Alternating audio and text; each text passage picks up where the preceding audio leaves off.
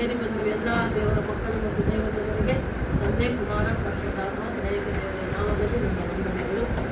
ಅವಕಾಶಗೊಂಡಂತೆ ಸುಂದರಯ್ಯನವರಿಗೂ ಕೆಟ್ಟಯ್ಯನವರಿಗೂ ವಂದನೆಗಳು. ಇಲ್ಲಿವರೆಗೆ ಐನವರು ಸಾಕ್ಷಿ ಹೇಳಿದರು. ನಿಜವಾಗಿಯೂ ನಮ್ಮ ಸೇವೆ ಹಳ್ಳಿಗಳ ಸೇವೆ ಟೂರಲ್ ಮಿನಿಸ್ಟ್ರಿ ಎಲ್ಲಿ ಹೋದರೂ ಹಳ್ಳಿನೇ. ನೇಪಾಳಲ್ಲಿ ಕೂಡ ಹಳ್ಳಿಗಳ ಸೇವೆ, ಹಳ್ಳಿಗಳ ಸೇವೆಗೆ ಹೋಗೋದಾಗಿಲ್ಲ ಈ ಸಲ. ಯಾಕೆಂದರೆ ಅದು ಸ್ವಲ್ಪ ಹೊಸ ಸರ್ಕಾರ ಬಂದು ಸ್ವಲ್ಪ ಅಡೆತಡೆ ಉಂಟಾದಕ್ಕೆ ನಾವು ಹೋಗೋಕ್ಕಾಗಲಿಲ್ಲ. ಎಲ್ಲಿ ಹೋದ್ರು ಯಾವ ದೇಶ ಆಗಲಿ ನಮ್ಮ ದೇಶ ಆಗಲಿ ಎಲ್ಲಿ ಹೋದರೂ ಕೂಡ ಹಳ್ಳಿಗಳಲ್ಲೇ ಬಡವರ ಮಧ್ಯದಲ್ಲಿ ಮುಸ್ಲಿಮರ ಮಧ್ಯದಲ್ಲಿ ನಾವು ಮಾಡುವಂಥ ಸೇವೆ.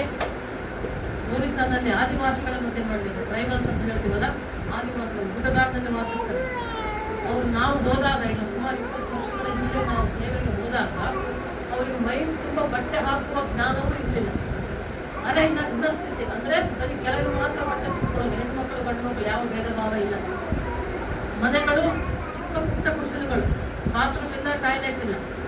ಬೋರ್ವೆಲ್ ಇರ್ತವೆ ಅಲ್ಲಲ್ಲಿ ರೋಡಲ್ಲಿ. ಆ ಬೋರ್ವೆಲ್ ಹತ್ರ ಹೋಗಿ ಹೊಡ್ಕೊಂಡು ಅಲ್ಲೇ ಸ್ನಾನ ಮಾಡೋದು. ಹೆಣ್ಣು ಗಂಡು ಯಾವ ಭೇದ ಭಾವ ಇಲ್ಲ. ಆ ಥರ ವಾಸಿಸುವಂಥ ಜನರ ಮಧ್ಯೆ ಕೂಡ ದೇವರು ನಮ್ಮನ್ನು ಕರ್ಕೊಂಡು ಹೋಗಿದ್ದಾನೆ. ಬಿಹಾರಲ್ಲಿ ಕುಷ್ಠರೋಗಿಗಳ ಮಧ್ಯೆ, ಭಿಕ್ಷುಕರ ಮಧ್ಯೆ ಸೇವೆ ಮಾಡಿದ್ದೇವೆ. ಅವರೆಲ್ಲರೂ ಕೂಡ ದೇವರ ವಾಕ್ಯ ಕೇಳಿ ಅವರ ಜೀವನದ ರೀತಿ ಬದಲಾಯಿಸಿಕೊಂಡು ಈಗ ನೋಡಬೇಕು ಅವರ ಮನೆಗಳನ್ನು ಕಟ್ಟಿಕೊಂಡು ಎಷ್ಟೋ ಜನರು ಬಾತ್ರೂಮ್ ಟಾಯ್ಲೆಟ್ಗಳು ಮಾಡಿಕೊಂಡು ಚೆನ್ನಾಗಿದ್ದಾರೆ. ಒರಿಸ್ಸಾ ನಾವು ಹೋದಾಗ ಅವರು ನೋಡಿ ಬಂದಿದೆ. ಒರಿಸ್ಸಾ ಬಂದಿದ್ದೆಯಾ, ಅಲ್ಲಿ ನಾವು ಸೇವೆ ಹೋದಾಗ ಚಿಕ್ಕ ಪುಟ್ಟ ಕುಸಿರುಗಳು. ಈಗ ಮಕ್ಕಳು ಚೆನ್ನಾಗಿ ದೇವರನ್ನು ನಂಬಿಕೊಂಡು ಕೆಟ್ಟ ಚಟಗಳು, ಕೆಟ್ಟ ಸಹವಾಸಗಳೆಲ್ಲ ಬಿಟ್ಕೊಂಡು ದುಡಿದು ಕಷ್ಟಪಟ್ಟು ಮನೆಗಳು ಕಟ್ಟಿ, ಅದರಲ್ಲೂ ವಿಶೇಷವಾಗಿ ನಾನು ಮತ್ತು ನಮ್ಮ ಮನೆಯವರು, ಈಗ ಅಪ್ಪಾಜಿಯವರಿಗೆ ಹಾರ್ಟ್ ಪ್ರಾಬ್ಲಮ್ಮು, ನನಗೆ 2 ಮೊಣಕಾಲ ಆಪರೇಷನ್ ಆಗಿದೆ, ಒಂದು ಮಂಡಿ ನೋವು. ನಮಗೆ ನೆಲ ಮೇಲೆ ಕೂಡಕ್ಕಾಗಲ್ಲ. ನೀವು ಕೂತಿರಲ್ಲ, ಆ ಥರ ಕೂಡಕ್ಕೂ ಆಗಲ್ಲ, ಇಂಡಿಯನ್ ಟಾಯ್ಲೆಟ್ ಯೂಸ್ ಮಾಡೋಕ್ಕೂ ಆಗಲ್ಲ. ಏನಿದ್ರು ವೆಸ್ಟರ್ನ್ ಕಮೋಡೇ ಬೇಕು ನಮಗೆ. ಅದಕ್ಕೆ ನಮ್ಮ ಮಕ್ಕಳು, ನಮ್ಮ ಆತ್ಮೀಯ ಮಕ್ಕಳು ನಮಗಾಗಿ ಬಾತ್ರೂಮು ವೆಸ್ಟರ್ನ್ ಟಾಯ್ಲೆಟ್ ಕಟ್ಟಿ ಅವ್ರು ನೋಡಿ ಬಂದಿದ್ದಾರೆ ನೋಡಿ. ನಮಗಾಗಿ ಕಟ್ಸಿದ್ದಾರೆ. ಅಪ್ಪಾಜಮ್ಮ ಬರಬೇಕು, ನಮ್ಮಲ್ಲಿ ಇರ್ಬೇಕು. ಎಲ್ಲಪ್ಪ ಬರ್ತೀಯಾ, ನಿಮ್ಮಲ್ಲಿ ಬಾತ್ರೂಮ್ ಇಲ್ಲ, ಇರೋಕ್ಕಾಗಲ್ಲ, ನಮಗೆ ಟಾಯ್ಲೆಟ್ ಇಲ್ಲ ಅಂತ. ನಾನು ಕೊರೋನಾ ಬಂದಾಗಿಂದ ಸುಮಾರು 4-5 ವರ್ಷ ನಾವು ಹೋಗ್ಲಿಲ್ಲ ಸೇವೆಗೆ, 2-3 ವರ್ಷ. ಮತ್ತೆ ಅಪ್ಪಾಜಿ ಹೋಗಿ ಬಂದಿದ್ದು, ನಾನು ಹೋಗಿಲ್ಲ. ಅಮ್ಮಾಜಿ ಬಂದಿಲ್ಲ ಅಷ್ಟು ಕೇಳ್ತಾರೆ ಮಕ್ಕಳು. ನಾನೆಲ್ಲ ಬರ್ಲಿ ಮಗನೇ, ಬಾತ್ರೂಮ್ ಇಲ್ಲ, ಟಾಯ್ಲೆಟ್ ಇಲ್ಲ, ನಮ್ಗೆ ಬರೋಕ್ಕಾಗಲ್ಲ ಅಂದರೆ ನನಗಾಗಿ ಮಕ್ಕಳು ಬಾತ್ರೂಮ್ ವೆಸ್ಟರ್ನ್ ಕಮೋಡಿಟ್ಟು ಟಾಯ್ಲೆಟ್ ಕಟ್ಸಿದ್ದಾರೆ. ಅಷ್ಟು ಪ್ರೀತಿ ಮಾಡ್ತಾರಮ್ಮ ನಮ್ಮ.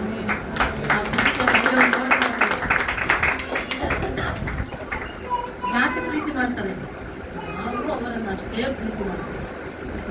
ನಮ್ಮಲ್ಲಿರುವ ಕ್ರಿಸ್ತನ ಪ್ರೀತಿ, ಆ ಕ್ರಿಸ್ತನ ಪ್ರೀತಿಯನ್ನು ನಾವು ಅವರಿಗೆ ತೋರಿಸಿದ್ದಕ್ಕಾಗಿ ಅವರು ನಮ್ಮನ್ನು ಪ್ರೀತಿ ಮಾಡ್ತಾರೆ. ಏನೇ ಆಗಲಿ ಕೊಡಿರಿ, ಕೊಡುವುದು ದೇವರ ವಾಕ್ಯ ಹೇಳ್ತಾರೆ. ಬರೀ ತುಪ್ಪ ಕಾಣಿಕೆ ಕೊಡೋದು ಅಷ್ಟೇ ಅಲ್ಲಮ್ಮ, ಕ್ರಿಸ್ತನ ಪ್ರೀತಿಯನ್ನು ಕೂಡ ನಾವು ಕೊಡಬೇಕು. ಅವರು ಅಷ್ಟೇ ಪ್ರೀತಿ ನಮಗೂ ಕೊಡ್ತಾರೆ. ಹಂಚಬೇಕು. ನಮ್ಮಲ್ಲಿರೋದನ್ನು ನಾವು ಕೊಟ್ಟಾಗ ದೇವರು ನಮ್ಗೆ ಅದನ್ನೇ ಮತ್ತೆ ತಿರುಗಿ ಕೊಡ್ತಾರೆ ಯಾವಾಗ. ಅದಕ್ಕೆ ಸಾಕ್ಷಿ ನಾವು, ನಾನು ನಮ್ಮ ಮನೆಯವರು ಸಾಕ್ಷಿಯಾಗಿದ್ದೇವೆ ಮಕ್ಕಳು. ನಿಜವಾಗಲೂ ನಮಗೆ ನಮ್ಮ ಮನೆಯಲ್ಲಿ ಇರೋದಕ್ಕಿಂತ ಹಳ್ಳಿಗಳಲ್ಲಿ ಸೇವೆಗಳಿರೋದೇ ಬಹಳ ಸಂತೋಷ. ಕೈಯ ಹೇಳ್ತಾ ಇದ್ರು ಬರೋದಕ್ಕೆ ಇಷ್ಟ ಇಲ್ಲ. ನಮ್ಮ ಹಾಗೆ ಆಗುತ್ತೆ. ಸೇವೆಗೆ ಹೋದ್ರೆ ವಾಪಸ್ ನಮ್ಮೂರಿಗೆ ನಮ್ಮ ಮನೆಗೆ ಬರೋಕ್ಕೆ ಇಷ್ಟ ಆಗಲ್ಲ. ನಮ್ಮ ಹಳ್ಳಿ ಸೇವೆ, ಆಂಧ್ರ ಸೇವೆ, ನಮ್ಮ ಜಯಂತಿ ಅಮ್ಮ, ಉಷಾಮ್ಮ ಕೂಡ ನೋಡಿ ಬಂದಿದ್ದಾರೆ ನೋಡಿ. ನಮ್ಮ ಸೇವೆ, ನಮ್ಮ ಆತ್ಮೀಯ ಮಕ್ಕಳು ಹೇಗಿರ್ತಾರೆ. ನಮಗೆ ಹೊಟ್ಟೆಯಲ್ಲಿ ಹುಟ್ಟಿದವರು 2 ಮಕ್ಕಳು, ಗಂಡು ಮಕ್ಕಳು ಮದುವೆ ಆಗಿದೆ, ಸೊಸೆಂದ್ರಿದ್ದಾರೆ, 3 ಜನ ಮೊಮ್ಮಕ್ಕಳಿದ್ದಾರೆ. ಆದರೆ ಒಬ್ಬರು ಬಾರಿನಲ್ಲಿದ್ದಾನೆ, ಆಸ್ಟ್ರೇಲಿಯಾದಲ್ಲಿ, ಒಬ್ಬರು ಬೆಂಗಳೂರಲ್ಲಿ ಇರ್ತಾರೆ. ಅವರು ಇದ್ದಾರೆ. ಅವ್ರ ಮಟ್ಟಕ್ಕೆ ಅವರ ಜೀವನ ಅವರಿಗೆ. ನಮ್ಮ ಸೇವಾ ಜೀವನ, ನಮ್ಮ ಮಕ್ಕಳು, ಆತ್ಮೀಯ ಮಕ್ಕಳೇ ನಮ್ಮ ಮಕ್ಕಳು. ಸಾವಿರಾರು ಮಕ್ಕಳನ್ನು ಕೊಟ್ಬಿಟ್ಟಿರೋದು ದೇವರು. ಹೊಟ್ಟೆ ಕಟ್ಟಿದ್ದು 2, ಆದರೆ ಆತ್ಮೀಯ ಮಕ್ಕಳು 1000 ಕಟ್ಟು ಸುಮಾರು 10,000ವರೆಗೆ. ನಿಜವಾಗ್ಲೂ ತುಂಬ ಖುಷಿ ಆಗುತ್ತೆ. ನಾವು ಸೇವೆ, ನಾನು ನಮ್ಮ ಅಯ್ಯವರು, ನಾವು ನೋಡಿದ್ರೆ ನಮ್ಮ ಅಯ್ಯವ್ರನ್ನ ನಾವು ಸಮರ್ಪಣೆ ಮಾಡ್ಕೊಂಡಿದ್ದೇವೆ. ಹುಟ್ಟಿದರು, ಸತ್ತರು, ಬದುಕಿದರು ಯೇಸುವಿಗಾಗಿ. ಬದುಕಿದ್ರು ಯೇಸುವಿಗಾಗಿ, ಸತ್ತರು ಯೇಸುವಿಗಾಗಿ. ಎಲ್ಲಿ ಹೋದ್ರು ಅಲ್ಲಿ ಹೋದ್ರೆ ಹಾಗಂತೆ, ಇಲ್ಲಿ ಹೋದ್ರೆ ಹೀಗಂತೆ. ಹೇಗಾದ್ರೂ ಇರಲಿ, ಸಾಯೋದಾದ್ರೆ ಎಲ್ಲಾದ್ರೂ ಸಾಯ್ತೀವಲ್ವಾ. ಅದೇ ನಾನು ಹೇಳಿದ್ದು ಮೊನ್ನೆ ಹೀಗೆ ಮಾತಿ ಬಂದಾಗ ಸುಂದರಾಗಿ ಹೇಳ್ತೇನೆ. ಅಲ್ಲಯ್ಯ, ಸಾವು ಎಲ್ಲಾದ್ರೂ ಬರ್ತದೆ. ನಮ್ಮೂರಲ್ಲೇ ನಮ್ಮೂರಲ್ಲೇ ಬರ್ಬೇಕಂತ ಏನಾರು ಇದೆಯಾ? ಖಂಡಿತ ಇಲ್ಲ. ರೋಡಲ್ಲಿ ಆಕ್ಸಿಡೆಂಟ್ ಆಗಿ ಎಷ್ಟು ಜನ ಸತ್ತಿಲ್ಲ ಅಲ್ವಾ? ಯಾವುದೋ ಊರಿಗೆ ಹೋದವರು ಎಲ್ಲೋ ಯಾರು ಗೊತ್ತೇ ಇರಲ್ಲ, ಅಲ್ಲಿ ಸತ್ತಿರ್ತಾರೆ, ಅಲ್ಲಿಂದ ಡೆಡ್ ಬಾಡಿ ಹಾಕೊಂಡ್ಬರ್ತಾರೆ ಅಲ್ವಾ? ಸಾವು ಎಲ್ರಿಗೂ ಬರುತ್ತೆ. ಸಾವು ಖಚಿತ, ಡೆಫಿನೆಟ್ ಆಗಿ ಬರುತ್ತೆ. ಅದು ಯಾವಾಗ ಬರುತ್ತೆ ಗೊತ್ತಿಲ್ಲ. ದೇವರ ಸಮಯ ಬರಬೇಕು. ಆ ದೇವರ ಸಮಯ ಬಂದಾಗ ಎಲ್ಲಿದ್ದರೂ ನಾವು ಹೋಗಲೇಬೇಕು. ಎಲ್ಲಿಗೆ? ಅದು ನಮ್ಮ ದೇಶ, ನಮ್ಮ ಮನೆ ಇದಲ್ಲ. ಇದು ಸುಮ್ಮನೆ ಟೆಂಪರರಿ ಎಂಬ ನಾವಿರೋದು ಈ ಭೂಮಿ ಮೇಲೆ. ನಮ್ಮ ನಿಜವಾದ ಸ್ವದೇಶ ಪರಲೋಕ. ಅಲ್ಲಿಗೆ ಹೋಗೋದಕ್ಕೆ ನಾವು ತಯಾರಾಗಿರ್ಬೇಕು. ಯಾವ ರೀತಿ ತಯಾರಾಗಬೇಕು? ದೇವರ ವಾಕ್ಯಗಳನ್ನು ನಾವು ನೋಡಿಕೊಂಡಾಗ ದೇವರ ವಾಕ್ಯದಲ್ಲಿ ಹೇಳ್ತದೆ ಮಕ್ಕಳೇ. ಪ್ರಕಟಣೆ ಗ್ರಂಥ ಎಷ್ಟು ಜನ ಓದಿದ್ದೀರಾ? ಗೊತ್ತಾ ಬೈಬಲಲ್ಲಿ ಪ್ರಕಟಣೆ ಗ್ರಂಥ ಇದೆ ಅಂತ? ಪ್ರಕಟಣೆ ಗ್ರಂಥದಲ್ಲಿ 1ನೇ ಅಧ್ಯಾಯ 3ನೇ ವಚನ ನೋಡಿ. ಈ ಪ್ರಧಾನ ವಾಕ್ಯಗಳನ್ನು ಓದುವಂಥವನು ಕೇಳುವಂಥವರು ಈ ಪ್ರವಾದನೆಯಲ್ಲಿ ಬರೆದಿರುವ ಮಾತುಗಳನ್ನು ಕೈಗೊಂಡು ನಡೆಯುವಂತರು ಧನ್ಯರು. ಅವು ನೆರವೇರುವ ಸಮಯವು ಸಮೀಪವಾಗಿದೆ.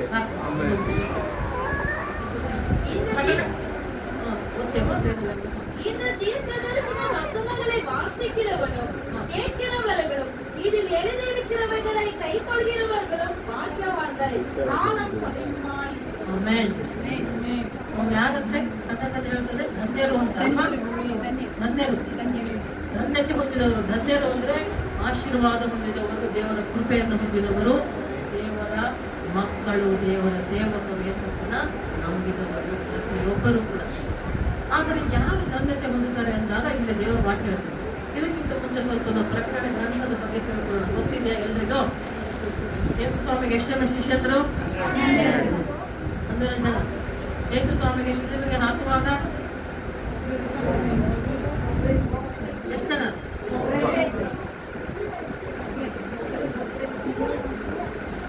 ಯೇಸು ಸ್ವಾಮಿ ಇರುವವರೆಗೆ ನಾಳೆ ಶಿಲುಬೆಗೆ ಹಾಕ್ತಾರೆ ಅನ್ನುವಾಗ ಕೊನೆಯ ಲಾಸ್ಟ್ ಕಪ್ಪನ ಪೂಜೆ, ಕೊನೆಯ ಕಪ್ಪನ ಪೂಜೆ ಮಾಡುವಾಗ ಇದ್ದವರು 12 ಜನ ಅಲ್ವಾ? ಆಮೇಲೆ ಯೇಸು ಸ್ವಾಮಿ ಹಿಡ್ಕೊಳ್ತಾರಲ್ಲ ಯಾರು? ಯೂದ ಇಸ್ಕರಿಯೋತ ಹಿಡ್ಕೊಳ್ತಾರೆ. ಹಿಡಿದುಕೊಟ್ಟ ಮೇಲೆ ನೆಕ್ಸ್ಟ್ ಡೇ ಏನಾಗುತ್ತೆ? ಶಿಲುಬೆ ಮರಣಕ್ಕೆ ಸಿದ್ಧರಾಗಿ ಶಿಲುಬೆ ಶಿಕ್ಷೆಯನ್ನು, ಮರಣದ ಶಿಕ್ಷೆಯನ್ನು ಯೇಸು ಸ್ವಾಮಿ ಕೊಡ್ತಾರೆ. ಆಗ ಕೊನೆಯಲ್ಲಿ ಇರೋದು ಅಷ್ಟಲ್ಲಿ ಏನಾಗುತ್ತೆ? ಇವನಿಗೆ ಪಶ್ಚಾತ್ತಾಪ ಅಂತ ಏನ್ ಮಾಡ್ತಾನೆ ಇವನು? 30 ನಾಣ್ಯಕ್ಕೆ ಯೇಸು ಸ್ವಾಮಿ ಹಿಡಿದು ಕೊಡ್ತಾನೆ. ನನ್ನ ಮಗ 30 ನಾಣ್ಯದಲ್ಲಿ 1 ನಾಣ್ಯನೂ ಉಪಯೋಗಿಸಲ್ಲ, ಪಶ್ಚಾತ್ತಾಪ ಪಟ್ಟು ಸತ್ತೋಗ್ಬಿಡ್ತದಲ್ವಾ? ಮರಣ ಹೊಂದದು. ಆಮೇಲೆ ಉಳಿದ ಎಷ್ಟು ಜನ ಶಿಷ್ಯಂದ್ರು? 11 ಜನ.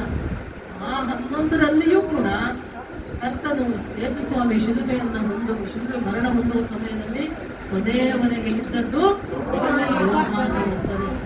ಯೋಹಾನನು ಬಹಳ ಆತ್ಮೀಯ. ಯೇಸು ಸ್ವಾಮಿಗೆ ಒಳ್ಳೆ ಕ್ಲೋಸ್ ಫ್ರೆಂಡ್ ಇದ್ದ ಹಾಗೆ, ಅತ್ಯಂತ ಆತ್ಮೀಯ ಯೋಹಾನನಿದ್ದ ಅಲ್ವಾ? 12 ಜನ ಶಿಕ್ಷರ ಬಗ್ಗೆ ನಾವು ನೋಡುವಾಗ 12 ಜನ ಶಿಕ್ಷರ ಮರಣವು ಕೂಡ ಒಂದೊಂದು ರೀತಿಯಾಗಿದೆ. ಅದು ಎಲ್ಲವೂ ಹತಸಾಕ್ಷಿಗಳೇ ಅವರು. ನಿಮಗೆಲ್ಲ ಗೊತ್ತಿರ್ಬೋದು. ಮತ್ತೆ ಇನ್ನೊಂದ್ಸಲ ಯಾವಾಗಾದ್ರೂ ಸಮಯ ದೇವರ ಚಿತ್ತ ಇಲ್ಲಿ ನಾವು ಮಾಡೋಣ. ಈಗ ಯೋಹಾನನ ಬಗ್ಗೆ ಮಾತ್ರ ನೋಡಿಕೊಳ್ಳೋಣ. ಯೋಹಾನನು ಅತ್ಯಂತ ಆತ್ಮೀಯನಾಗಿದ್ದ, ಹತ್ತಿರದವನಾಗಿದ್ದ, ಸ್ನೇಹಿತನಾಗಿದ್ದ ಯೇಸು ಸ್ವಾಮಿಗೆ ಕೊನೆಯವರೆಗೂ ಜೊತೆಗಿದ್ದವನು. ಇಂಥ ಯೋಹಾನನಿಗೆ ರೋಮನ್ನರು ಶಿಕ್ಷೆ ಕೊಡ್ತಾರೆ. ಇದನ್ನ ಯಾವಾಗಲೂ ಯೇಸು ಸ್ವಾಮಿ ಬಗ್ಗೆ ಹೇಳ್ತಾನೆ. ಯೇಸು ಸ್ವಾಮಿ ಶಿಷ್ಯನನ್ನು ಇವರನ್ನು ಕೂಡ ಸಾಯಿಸಬೇಕು ಅಂತ ಎಲ್ಲ ಸಿದ್ಧತೆ ಮಾಡಿ ಏನ್ ಮಾಡ್ತಾರೆ? ಯಾವ ರೀತಿ ಮಾಡಿದ ಶಿಕ್ಷೆ ಕೊಡ್ತಾರೆ ಅಂದ್ರೆ, ದೊಡ್ಡ ಒಂದು ಕಡೆಯಲ್ಲಿ ಎಣ್ಣೆಯನ್ನ ಹಾಕಿ ಕುದಿಸ್ತಾರೆ. ಎಣ್ಣೆ ಬಾಯ್ಲ್ ಮಾಡ್ತಾ ಇದ್ದಾರೆ. ಆಯಿಲ್ ಬಾಯ್ಲ್ ಮಾಡಿ ಎಣ್ಣೆ ಕುದಿಯುವಾಗ ಅದರಲ್ಲಿ ಹಾಕಿ ಅವನಿಗೆ ಮರಣವನ್ನ ಶಿಕ್ಷೆಯನ್ನು ಕೊಡಬೇಕು ಅಂತ ಮಾಡಿದಾಗ ಆ ಸಮಯದಲ್ಲಿ ಎಲ್ಲ ಊರು ಜನ ಎಲ್ಲರೂ ಬಂದು ಸೇರಿರ್ತಾರೆ. ರೋಮನ್ನರು ಎಲ್ಲರೂ ಬಂದು ಸೇರಿ ಕಾಯ್ತಾ ಇರ್ತಾರೆ. ಅವನು ಎಣ್ಣೆಯಲ್ಲಿ ಹಾಕಿದಾಗ ಅವನು ಯಾವ ರೀತಿ ಸಾಯ್ತಾನೆ, ಹೇಗೆ ಚೀರಾಡ್ತಾನೆ, ಏನ್ ಶಬ್ದ ಬರ್ತದೆ ಹೇಳ್ಬೇಕು ಅಂತ ಎಲ್ಲರೂ ಕಾದುಕೊಂಡಿದ್ದಾಗ ಕುದಿಯುವಂತ ಎಣ್ಣೆ ಕೆಳಗೆ ಉರಿತಾ ಇದೆ, ಕಡೆಯಲ್ಲಿ ಎಣ್ಣೆ ಕುದಿತಾ ಇದೆ. ಅದರಲ್ಲಿ ತಂದು ಸೈನಿಕರು, ರೋಮನ್ ಸೈನಿಕರು ಯೋಹಾನನ್ನು ತಂದು ಹಾಕ್ತಾರೆ. ಹಾಕಿದರೆ ಎಲ್ಲರೂ ಕಾಯ್ತಿರ್ತಾರಪ್ಪ, ಏನ್ ಗೋಳಾಡ್ತಾನೋ, ಅವನು ಚೀರಾಡ್ತಾನೋ, ಕೂಗಾಡ್ತಾನೋ ಅಂತ. ಏನೂ ಆಗಲ್ಲ, ಯಾವ ಒಂದು ಶಬ್ದನೂ ಬರಲ್ಲ. ಆರಾಮಾಗಿ ಕುದಿಯುವ ಎಣ್ಣೆಯೊಳಗಿಂದ ಎದ್ದು ನಿಂತಾನೆ ಯೋಹಾನ. ಅಲ್ಲೆಲ್ಲ ಯೋಹಾನನು ಕುದಿಯುವ ಎಣ್ಣೆಯೊಳಗಿಂದ ಎದ್ದು ನಿಂತಾನೆ. ಅವನಿಗೆ ಏನೂ ಆಗಲ್ಲ. ನೋಡಿ, ಮನುಷ್ಯ ಮಾತ್ರದವರು ದೇವರ ಮಕ್ಕಳಿಗಾಗಲಿ ದೇವರ ಸೇವಕರಿಗಾಗಲಿ ಏನು ಮಾಡೋದಕ್ಕೆ ಸಾಧ್ಯ ಇಲ್ಲ. ಏನು ಮಾಡಿದ್ರು ಏನು ಆಗಲ್ಲ ಮಕ್ಕಳು. ನಮಗೂ ಕೂಡ ಎಷ್ಟೋ ವಿರೋಧಗಳು ಸೇವೆಗೆ ಬರ್ತದೇ ಇರ್ತವೆ. ಆದ್ರೆ ಯಾರು ಏನು ಮಾಡೋಕ್ಕಾಗಲ್ಲ. ನಮ್ಮ ಸೇವೆಗಳು ಹಾಗೆ ಮುಂದೆ ಸಾಗಿ ಹೋಗ್ತಾ ಇರ್ತವೆ. ಅಲ್ಲಲ್ವಾ? ಯೋಹಾನನನ್ನ ಎಣ್ಣೆ ಇವನೇನಪ್ಪ ಇವನು ಕುದಿಯೋ ಎಣ್ಣೆಗೆ ಹಾಕಿದ್ರು ಸತ್ತಿಲ್ಲಲ್ಲ ಅಂತ ತೆಗೆದ್ಬಿಟ್ಟು ಆಗೇನ್ ಮಾಡ್ತಾರೆ ಅಂತಂದ, ಪದ್ಮಾಸ್ ಅನ್ನುವ ಒಂದು ದ್ವೀಪ. ಆ ದ್ವೀಪ ಎಂಥ ದ್ವೀಪ ಅಂದ್ರೆ ಬರೀ ಗಿಡ ಮರಗಳು, ಕಾಡು ಪ್ರಾಣಿಗಳು, ಕ್ರೂರ ಪ್ರಾಣಿಗಳಿರುವಂಥದ್ದು. ಅಲ್ಲಿ ಹೋದ ಆ ದ್ವೀಪದಲ್ಲಿ ಕಾಲಿಟ್ಟ ಯಾವೊಬ್ಬ ಮನುಷ್ಯನು ಬದುಕಿರೋದಿಲ್ಲ. ಯಾಕೆಂದ್ರೆ ಅಂಥ ಕ್ರೂರ ವಿಷ ಜಂತುಗಳಿರ್ತಾವಂತೆ, ಅವೇ ಕಡಿದು ಸಾಯಿಸಿದಂತೆ. ಅಂತ ದ್ವೀಪಕ್ಕೆ ಹೋಗಿ ಹಾಕ್ಬಿಡೋಣ ಅಂತ ಈ ಯೋಹಾನನನ್ನ ಆ ದ್ವೀಪದಲ್ಲಿ ಹಾಕ್ತಾರೆ ಮಕ್ಕಳಿಗೆ. ಹೋಗಿ ಆ ದ್ವೀಪದಲ್ಲಿ ಹೋಗಿ ಬಿಟ್ಟು ಬಂದಾಗ ಆ ದ್ವೀಪದಲ್ಲಿ ಅಲ್ಲಿಯೂ ಕೂಡ ಏನು ಮಾಡಕ್ಕಾಗಲ್ಲ. ಯೋಹಾನ ಯಾವ ವಿಷ ಜಂತು, ಕ್ರೂರ ಜಂತುಗಳು, ಕ್ರೂರ ಪ್ರಾಣಿಗಳು ಏನು ಮಾಡಲ್ಲ. ಹಾಯಾಗಿ ಆ ದ್ವೀಪದಲ್ಲಿ ಕುಳಿತುಕೊಂಡಾಗ ಅಲ್ಲಿ ಯೇಸು ಸ್ವಾಮಿ ಪ್ರಕಟಣೆ ಏನು ಅಂದ್ರೆ, ಈ ಒಂದು ಪ್ರಕಟಣೆ ಗ್ರಂಥ ಬರೆದಿರಲ್ಲ, ಆ ಮುಂದೆ ನಡೆಯುವಂತ ಸಂಭವಿಸುವಂತ ವಿಷಯಗಳು, ಪರಲೋಕದ ಜ್ಞಾನವನ್ನ ಯೇಸು ಸ್ವಾಮಿ ದೂತನ ಮುಖಾಂತರ ಯೋಹಾನನಿಗೆ ತಿಳಿಸಿದಾಗ ಯೋಹಾನನು ಕುಳಿತುಕೊಂಡು ಬರೆದಂತ ಗ್ರಂಥವೇ ಪ್ರಕಟಣೆ ಗ್ರಂಥ. ಹಲ್ಲೆಲೂಯಾ. ಈ ಪ್ರಕಟಣೆ ಗ್ರಂಥದಲ್ಲಿ ನೀವು ಮೊದಲನೇ ಅಧ್ಯಾಯದಿಂದ ಕೊನೆ ಅಧ್ಯಾಯದವರೆಗೆ ಓದಿದಾಗ ಪರಲೋಕ ರಾಜ್ಯದ ಜ್ಞಾನ ನಮಗೆ ಸಿಗ್ತದೆ ಮಕ್ಕಳು. ಪರಲೋಕ ರಾಜ್ಯ ಹೇಗಿದೆ, ಯೇಸು ಸ್ವಾಮಿ ಹೇಗಿದ್ದಾನೆ, ನಾವು ಹೇಗಿರಬೇಕು, ನಾವು ಸತ್ತ ಮೇಲೆ ಏನಾಗ್ತೇವೆ, ಎಲ್ಲಿಗೆ ಹೋಗ್ತೇವೆ, ಎಲ್ಲಿಗೆ ಹೋಗಬೇಕು ಅನ್ನೋ ಎಲ್ಲ ಪ್ರಶ್ನೆಗಳಿಗೆ ಉತ್ತರ ಪ್ರಕಟಣೆ ಗ್ರಂಥ. ನೀವು ಓದಕ್ಕೆ ಬರೋರು ಪ್ರಕಟಣೆ ಗ್ರಂಥ ಓದಿ ನೀವು ಪ್ರಾರ್ಥನಾ ಪೂರ್ವಕವಾಗಿ ಪ್ರೇಯರ್ಫುಲ್ ಆಗಿ ಓದ್ಕೊಳ್ಳಿ. ಅವಾಗ ನಿಮ್ಗೆ ಸುಮ್ಮನೆ ಓದ್ತಾ ಹೋದ್ರೆ ಇದೇ ಹಿಂಗಿದೆ ಹಂಗಿದೆ ಅರ್ಥ ಆಗಲ್ಲ. ಮತ್ತೆ ಪ್ರೇಯರ್ಫುಲ್ ಆಗಿ ಓದ್ಕೊಳ್ಳಿ, ನಿಮ್ಗೆ ಅರ್ಥ ಆಗ್ತದೆ. ಪರಲೋಕ ರಾಜ್ಯದ ಜ್ಞಾನ ನಿಮಗೆ ಸಿಗ್ತದೆ. ಯೇಸು ಸ್ವಾಮಿ ಇದ್ದಾಗ 4 ಸುವಾರ್ಥ ಪುಸ್ತಕಗಳಲ್ಲಿ ಪರಲೋಕದ ಜ್ಞಾನವನ್ನು ಹೇಳಿದ್ದಾರೆ, ಎಷ್ಟೋ ಉಪಮಾನಗಳ ಮುಖಾಂತರ ಹೇಳಿದ್ದಾರೆ. ಆದರೆ ಈ ಪ್ರಕಟಣೆ ಗ್ರಂಥದಲ್ಲಿ ಓದಿದಾಗ ನಮ್ಮ ಕಣ್ಣಿಗೆ ಕಟ್ಟಿದಂತೆ ಪರಲೋಕ ದರ್ಶನ ನಮಗಾಗುತ್ತೆ. ಹಲ್ಲೆಲೂಯಾ. ಈ ರೀತಿ ಬರೆಯುವಾಗ ಯೋಹಾನನು ಬರೀತದೆ. 1ನೇ ಅಧ್ಯಾಯ ಸ್ಟಾರ್ಟಿಂಗ್ ಮಾಡುವಾಗ 3ನೇ ಅಧ್ಯಾಯದಲ್ಲಿ 3ನೇ ವಾಕ್ಯ ಹೇಳ್ತದೆ. ಇನ್ನೊಂದ್ಸಲ ಓದಕ್ಕಾಗ ಈ ಪ್ರವಾದನ ವಾಕ್ಯಗಳನ್ನು ಓದುವಂತವನು ಕೇಳುವಂತವರು ಈ ಪ್ರವಾದನೆಯಲ್ಲಿ ಬರೆದಿರುವ ಮಾತುಗಳನ್ನು ಕೈಕೊಂಡು ನಡೆಯುವಂತವರು ಧನ್ಯರು. ಹಲ್ಲೆಲೂಯಾ. ಪರಲೋಕ ರಾಜ್ಯವು ಅವರದೇ.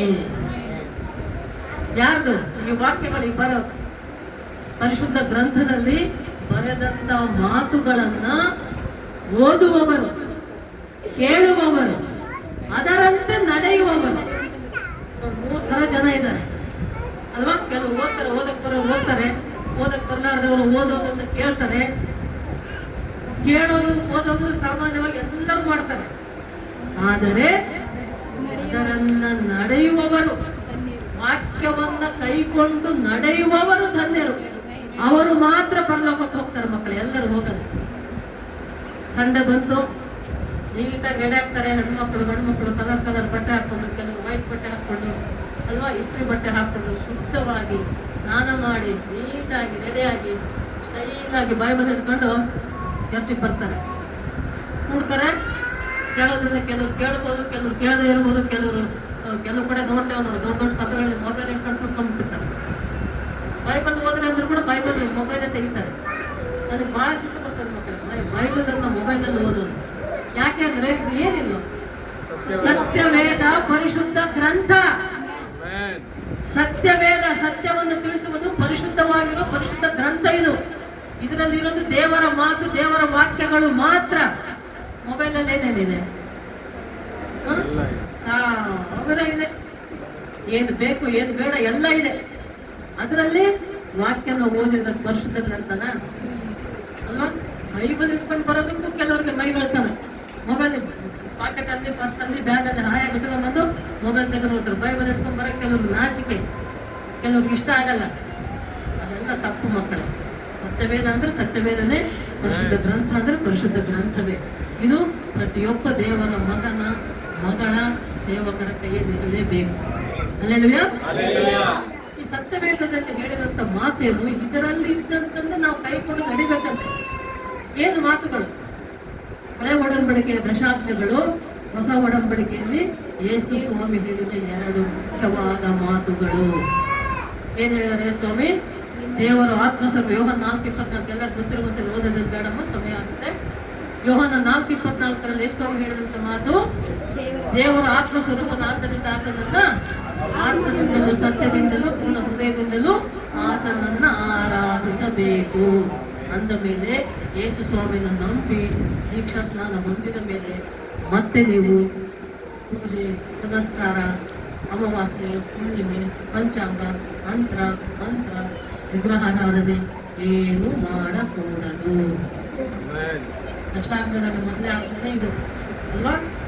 ಅದು ಮಾಡಿದ್ರೆ ಪಾಪಕ್ಕೆ ಸಂಬಳ ಮರಣ ಅಂದ್ರೆ ನರಕ ಗ್ಯಾರಂಟಿ. ಅರ್ಥ ಮಾಡ್ಕೋಬೇಕು. ಇನ್ನೊಂದು ವಾಕ್ಯ ಹೇಳಿದ್ರೆ ಸ್ವಾಮಿ ಬಹಳ ಮುಖ್ಯವಾದದ್ದು ಏನದು? ನಿನ್ನ ನೆರೆಹೊರೆಯವರನ್ನ ಪ್ರೀತಿಸಬೇಕು. ಪ್ರೀತಿ ಅಂದ್ರೆ ಐ ಲವ್ ಯು ಯಾರೋ ಮಾತು ಹಾರ್ಟು ಅದಲ್ಲ. ಕ್ರಿಸ್ತನ ಪ್ರೀತಿಯನ್ನು ಹೊಂದಿರಬೇಕು. ಕ್ರಿಸ್ತನ ಎಲ್ಲರನ್ನು ಪ್ರೀತಿಸಿದಾಗ ಭೂಮಿ ಮೇಲೆ ನರಮಾನವನಾಗಿ ಹುಟ್ಟಿದ ಮೇಲೆ ಯೇಸಪ್ಪ ಪರಲೋಕದಿಂದ ಭೂಲೋಕಕ್ಕೆ ನರಮಾನವನಾಗಿ ಹುಟ್ಟಿ ಬಂದದ್ದೇ ಆತನು ತನ್ನನ್ನು ತಾನು ಎಷ್ಟು ತಗ್ಗಿಸಿಕೊಂಡ ಅನ್ನೋದನ್ನು ತಿಳಿಸುತ್ತೆ ಮಕ್ಕಳಿಗೆ. ಪರಲೋಕದಿಂದ ಭೂಲೋಕಕ್ಕೆ ಬಂದದ್ದೇ ತನ್ನನ್ನು ತಾನು ತಗ್ಗಿಸಿಕೊಂಡ. ಅದೇ ತಗ್ಗಿಸುವಿಕೆ ಕೂಡ ನಮ್ಮಲ್ಲಿರಬೇಕು. ಅವರಿವರಂತ ಭೇದ ಭಾವ ತೋರಬಾರದು. ನಮ್ಮ ದೇಶದಲ್ಲಿ ನೋಡ್ತೇವೆ, ನಮ್ಮ ನಾಡಲ್ಲಿ ನೋಡ್ತೇವೆ. ಅಷ್ಟೇ ಯಾಕೆ ಸಭೆಗಳಲ್ಲೂ ನೋಡ್ತೇವೆ. ಕೆಲವು ಕಡೆ ಜಾತಿ ಮತ ಧರ್ಮ ಭಾಷಾ ಭೇದ ಭಾವಗಳು ನೋಡ್ತಾ ಇರ್ತಾರೆ. ಅವೆಲ್ಲವೂ ಕೂಡ ಮಾಡಬಾರದು. ದೇವರ ಮಕ್ಕಳು ಒಂದೇ. ದೇವರ ದೃಷ್ಟಿಯಲ್ಲಿ, ಏಸಪ್ಪನ ದೃಷ್ಟಿಯಲ್ಲಿ ಎಲ್ಲರೂ ಒಂದೇ. ನೋಡಿ, ನಾವು ಸೇವೆಗೆ ಹೋಗುವಾಗ ಅಲ್ಲಿ ಮೇಲ್ಜಾತಿಯವರು ಇರ್ತಾರೆ, ಕೆಳಜಾತಿಯವರು ಇರ್ತಾರೆ, ಬಡವರು ಇರ್ತಾರೆ, ಶ್ರೀಮಂತರು ಇರ್ತಾರೆ. ದೊಡ್ಡ ದೊಡ್ಡ ಬಿಲ್ಡಿಂಗ್, ದೊಡ್ಡದು ಆರೋಗ್ಯ ಮೊನ್ನೆ ನೋಡಿದಾಗ ಅಯ್ಯೋ ನೋಡಿದ್ರೆ ಬಿದಿರಿನಿಂದ ಮನೆಗಳನ್ನ ಕಟ್ಕೊಂಡು ಅದಕ್ಕೆ ಮಣ್ಣು ಮೆತ್ಕೊಂಡು ಹೋಗ್ತಿದ್ದಾರೆ. ಅಂಥ ಕಡೆ ಇರುವಂತ ಜನರ ಮನೆಗಳಿಗೂ ಕೂಡ ನಾವು ಹೋಗಿ ಬಂದಿದ್ದೇವೆ. ಯಾವ ಭೇದ ಭಾವವಿಲ್ಲ.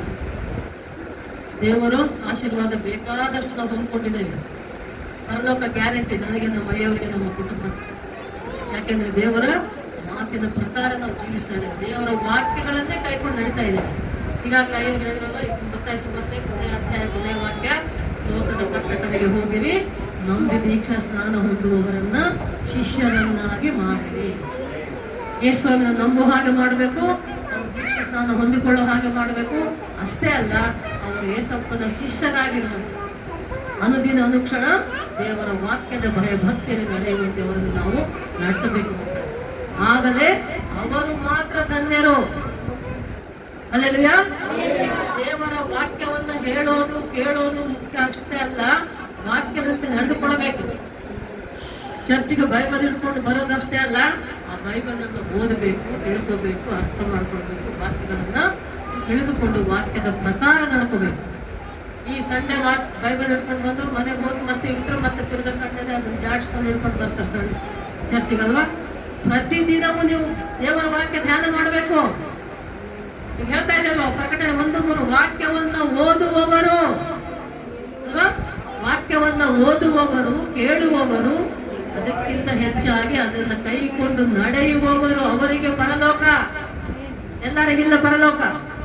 ದೇವರ ವಾಕ್ಯದಂತೆ ಯಾರು ನಡೆದುಕೊಳ್ತಾರೋ, ಯೇಸು ಸ್ವಾಮಿ ಹೇಳಿದ ಮಾತಿನಂತೆ ಯಾರು ನಡೆದುಕೊಳ್ತಾರೋ, ಯೇಸು ಸ್ವಾಮಿಯ ಗುಣ ಲಕ್ಷಣಗಳನ್ನು ಯಾರು ಹೊಂದಿರ್ತಾರೋ ಅವರು ಮಾತ್ರ ಪರಲೋಕಕ್ಕೆ, ಸ್ವರ್ಗಕ್ಕೆ ಹೋಗುವುದಕ್ಕೆ ಸಾಧ್ಯ ಮಕ್ಕಳೇ. ಅದು ಇಂದು ನಿಮಗೆ ದೇವರ ವಾಕ್ಯ ಹೇಳ್ತಾ ಇದೆ. ಅದೇ ಪ್ರಕಟಣೆ ಗ್ರಂಥ 22ನೇ ಅಧ್ಯಾಯ 7ನೇ ವಚನ ನೋಡಿ. ಈಗ ಬೇಗನೆ ಬರುತ್ತೇನೆ, ಈ ಪುಸ್ತಕದಲ್ಲಿ ಬರೆದಿರುವ ಪ್ರವಾದನೆಯ ಮಾತುಗಳನ್ನು ಕೈಗೊಂಡು ನಡೆಯುವನು ಧನ್ಯನು ಎಂದು ಹೇಳಿದನು.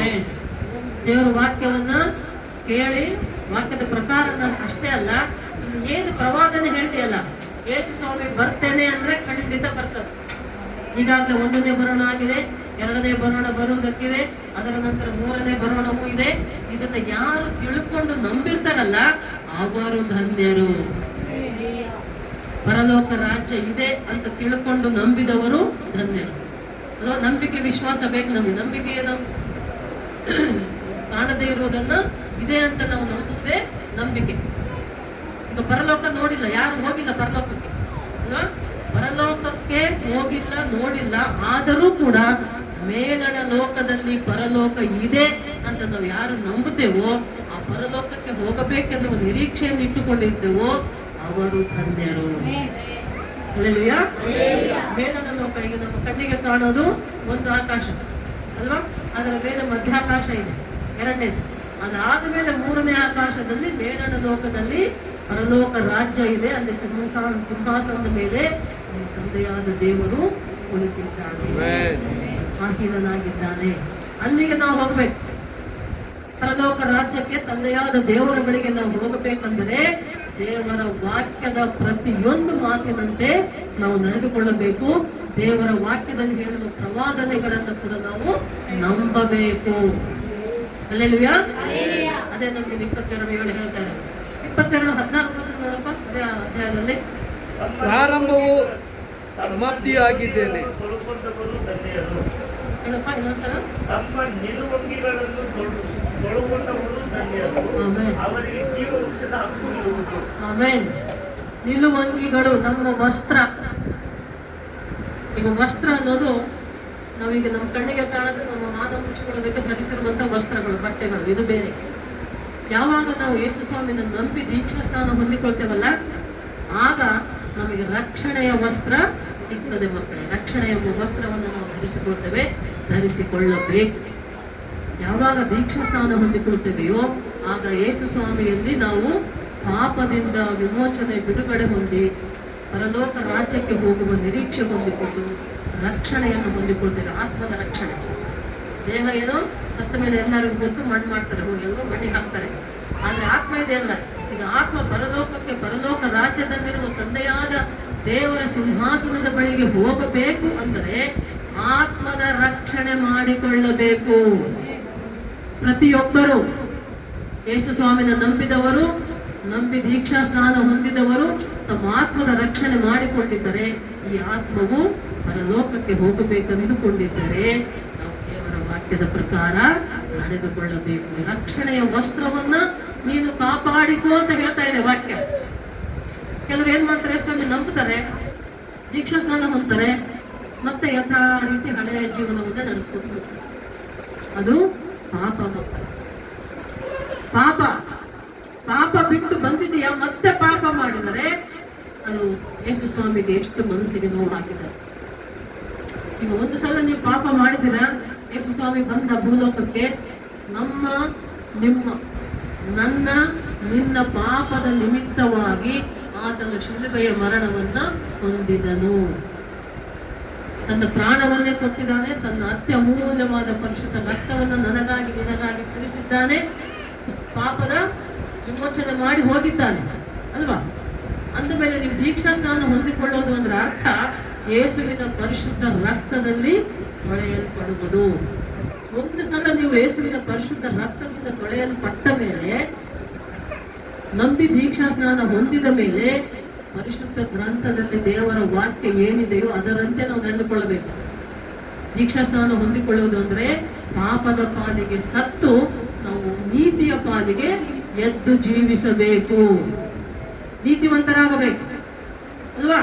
ಒಂದ್ಸಲ ನೀತಿವಂತರಾದ್ಮೇಲೆ ಮತ್ತೆ ಅನೀತಿ, ಅಕ್ರಮ, ಅನ್ಯಾಯ ಮಾಡ್ತಾ ಹೋದರೆ ಏನರ್ಥ? ಮತ್ತೆ ಮತ್ತೆ ಮತ್ತೆ ಮತ್ತೆ ಸ್ವಾಮಿನ ಶಿಲುಬೆಗೆ ಹಾಕಿದಂಗೆ ಆಯ್ತು. ನಾವು ಎಷ್ಟೆಲ್ಲ ಹಾಕ್ತಾರ ಶಿಲುಬೆಗೆ? ಒಂದ್ಸಲ ಶಿಲುಬೆ ಮರಣ ಹೊಂದಿ ಹೋಗಿದ್ದಾನೆ ಸ್ವಾಮಿ. ನಾವು ಮತ್ತೆ ಸ್ವಾಮಿ ನಂಬಿ ದೀಕ್ಷಾ ಸ್ನಾನ ಹೊಂದಿದ ಮೇಲೆ ಮತ್ತೆ ನಾವು ಪಾಪ ಮಾಡುವವರಾದರೆ, ಪಾಪ ಮಾಡಿದರೆ ಮತ್ತೆ ನಾವು ಯೇಸು ಸ್ವಾಮಿನ ಶಿಲುಬೆಗೆ ಹಾಕಿದಂತೆ ಮಕ್ಕಳು. ಅದು ನಾವು ಮಾಡಬಾರದು. ಒಂದು ಸಲ ನಂಬಿ ದೀಕ್ಷಾ ಸ್ನಾನ ಹೊಂದಿದ ಮೇಲೆ ಆತನು ಹೇಳಿದ ಮಾತಿನಂತೆ ನಾವು ಕೈಗೊಳ್ಳಬೇಕು. ಯೇಸು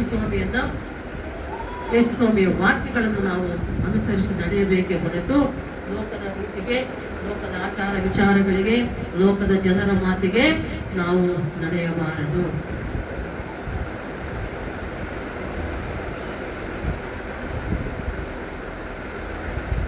ಹಲ್ಲೆಲೂಯಾ. ಅದಕ್ಕೆ ದೇವರು ಈ ದಿನ ನಿಮ್ಮ ಮುಂದೆ ಹೇಳ್ತಾ ಇರೋದು, ನೀತಿವಂತರಾಗಿರಿ. ಒಂದು ಸಲ ಯೇಸುವನ್ನು ನಂಬಿ ದೀಕ್ಷಾ ಸ್ನಾನ ಹೊಂದಿದ ಮೇಲೆ ಮತ್ತೆ ಮತ್ತೆ ನೀವು ಪಾಪ ಮಾಡಬೇಡಿ, ಹಿಂದಿನ ಜೀವಿತಕ್ಕೆ ಹೋಗಬೇಡಿ. ಯಾಕೆಂದ್ರೆ ದೇವರ ವಾಕ್ಯ ಹೇಳ್ತದೆ, ಯಾವನಾದರೂ ಕ್ರಿಸ್ತನಲ್ಲಿದ್ದರೆ ನೂತನ ಸೃಷ್ಟಿಯಾದನು, ಹಳೆಯದೆಲ್ಲವೂ ಗತಿಸಿ ಹೋಯಿತು. ಹಳೆಯದೆಲ್ಲ ಗತಿಸಿ ಹೋಗಬೇಕು, ಮತ್ತೆ ಬರಬಾರದು ಅಲ್ವಾ? ಮತ್ತೆ ಮತ್ತೆ ಹಿಂತಿರುಗಿ ಬರಬಾರದು. ಮತ್ತೆ ಮತ್ತೆ ಬಂದ್ರೆ ನೀವು ಮತ್ತೆ ಮತ್ತೆ ಪಾಪ ಮಾಡೋದೇ, ಮತ್ತೆ ಖಂಡಿತ ನರಕಕ್ಕೆ ಹೋಗೋದು. ಪರಲೋಕ ರಾಜ್ಯ ನಿಮ್ಮದಲ್ಲ, ನರಕವೇ ನಿಮ್ಮದು, ಗ್ಯಾರಂಟಿ, ಡೌಟೇ ಇಲ್ಲ. ಯಾಕೆಂದ್ರೆ ಬರ್ತಿದೆ ರೋಮಪುರದ 6:20 ನೋಡುವಾಗ, ಪಾಪಕ್ಕೆ ಸಂಬಳ ಮರಣ, ಮರಣ ಎಂದರೆ ನರಕವೇ. ಅದೇ ನಾವು ಪರಿಶುದ್ಧರಾಗಿ ಪವಿತ್ರರಾಗಿ ದೇವರ ವಾಕ್ಯದ ಪ್ರಕಾರ, ವಾಕ್ಯ ಹೇಳುವ ಪ್ರಕಾರ ದೇವರ ವಾಕ್ಯವನ್ನು ಕೈಕೊಂಡು ನಡೆದಾಗ ಅದು ನಮಗೆ ಪರಲೋಕ ರಾಜ್ಯವನ್ನು ನೀಡ್ತದೆ, ಪರಲೋಕಕ್ಕೆ ಹೋಗುವವರಾಗ್ತದೆ. ನೋಡಿ, ನಾವು ಸಂಡೆ ಆರಾಧನೆಗೆ ಬಂದೆವು, ಮನೆಗೆ ಹೋದೆವು ಅಂದ್ರೆ ಸಾಕಾಗಲ್ಲ. ದೇವರ ವಾಕ್ಯದಂತೆ ನಡ್ಕೊಳ್ಬೇಕು. ಪರಿಶುದ್ಧವಾದ ವಸ್ತ್ರವನ್ನು ಧರಿಸಿದರೆ ಸಾಲದು. ನಿನ್ನ ಹೃದಯವು, ನಿನ್ನ ಮನಸ್ಸು, ನಿನ್ನ ನಡೆನುಡಿ, ನಿನ್ನ ನಾಲಿಗೆ, ನಿನ್ನ ಮಾತು ಎಲ್ಲವೂ ಪರಿಶುದ್ಧವಾಗಿರಬೇಕು. ಎಲ್ಲಕ್ಕಿಂತ ಹೆಚ್ಚಾಗಿ ನಿನ್ನ ಹೃದಯ ಪರಿಶುದ್ಧವಾಗಿರಬೇಕು ಅಲ್ವಾ? ಒಳಗಡೆ ಎಷ್ಟೋ ಕಲ್ಮಶ, ದ್ವೇಷ, ಅಸೂಯೆ, ಹೊಟ್ಟೆ ಕಿಚ್ಚು ಎಲ್ಲ ಇಟ್ಕೊಂಡು ಕೈಗಾಗಿ ಬಿಳೆಯ ಬಟ್ಟೆ ಹಾಕೊಂಡು ಚರ್ಚಿಗೆ ಬಂದು ಕುಂತು ಹೋದೆ ಅಂದ್ರೆ ಖಂಡಿತ ನೀನು ಪರಲೋಕಕ್ಕೆ ಹೋಗುವುದಿಲ್ಲ. ನೀನು ಹರಕು ಮುರುಕು ಬಟ್ಟೆ ಹಾಕಿರು, ಹಳೆ ಬಟ್ಟೆ ಹಾಕಿರು, ವಸ್ತ್ರ ಯಾವುದೇ ಇರಲಿ, ನಿನ್ನ ರಕ್ಷಣಾ ವಸ್ತ್ರವನ್ನ ಕಾಪಾಡಿಕೋ. ನಾವು ತೊಡುವ ಬಟ್ಟೆ ಮುಖ್ಯ ಅಲ್ಲಮ್ಮ, ನಾವು ತಿನ್ನುವ ಆಹಾರ ಮುಖ್ಯ ಅಲ್ಲ. ಹೊಟ್ಟೆ ತುಂಬ ತಿಂದ್ರೆ ಪರಲೋಕಕ್ಕೆ ಹೋಗಲ್ಲ. ವಾಕ್ಯವೇ ಹೇಳ್ತದೆ, ಕುಡಿಯುವವನು ತಿನ್ನುವವನು ಪರಲೋಕ ರಾಜ್ಯಕ್ಕೆ ಬಾಧ್ಯ ಅಲ್ಲ ಅಂತ ಅಲ್ವಾ? ಕೆಲವರಿಗೆ ಬರೀ ಊಟ ತಿಂಡಿ ಮೇಲೆ ಆಸೆ ಇರುತ್ತೆ, ಕೆಲವರಿಗೆ ಬಟ್ಟೆ ಮೇಲೆ ಆಸೆ ಇರುತ್ತೆ, ಕೆಲವರಿಗೆ ಬೆಳ್ಳಿ ಬಂಗಾರದ ಮೇಲೆ ಆಸೆ ಇರುತ್ತೆ, ಕೆಲವರಿಗೆ ಮನೆಗಳು, ವಸ್ತ್ರಗಳು, ಲೋಕದ ಆಸೆಗಳು, ಇವೆಲ್ಲ ಲೋಕದ ಆಸೆಗಳಿವು. ಲೋಕದ ಆಸೆ, ಹಣದ ಆಸೆ, ಶರೀರದ ಆಸೆ, ಇವೆಲ್ಲವೂ ಕೂಡ ಪರಲೋಕಕ್ಕೆ ಮಾರ್ಗವಾಗಿದೆ ಮಕ್ಕಳೇ. ಪರಲೋಕಕ್ಕೆ ಹೋಗಬೇಕು, ನರಕಕ್ಕೆ ಮಾರ್ಗ. ಈ ಲೋಕದ ಆಸೆಗಳು, ಹಣದ ಆಸೆಗಳು, ಶರೀರದ ಆಸೆಗಳು, ಎಷ್ಟೋ ಜನರನ್ನ ನಾವು ನೋಡ್ತೇವೆ. ಈ ಕಾಲದಲ್ಲಿ ವಿವಾಹದ ನಂತರವೂ, ವಿವಾಹಕ್ಕೆ ಪೂರ್ವವಾಗಿಯೂ ಕೂಡ ಎಷ್ಟೋ ಅನೈತಿಕ ಅಕ್ರಮ ಸಂಬಂಧಗಳನ್ನು ಇಟ್ಟುಕೊಂಡವರು ಕೂಡ ನಾವು ನೋಡ್ತೇವೆ. ಆದರೆ ದೇವರ ವಾಕ್ಯದಲ್ಲಿ ಏನು ಹೇಳ್ತದೆ? ಪರಿಶುದ್ಧರಾಗಿರುವವರು ಮಾತ್ರ ಪರಲೋಕ ರಾಜ್ಯಕ್ಕೆ ಬಾಧ್ಯರು. ನಿನ್ನ ಪ್ರಾಣಾತ್ಮ ಶರೀರದಿಂದ ನೀನು ಪರಿಶುದ್ಧವಾಗಿರಬೇಕು.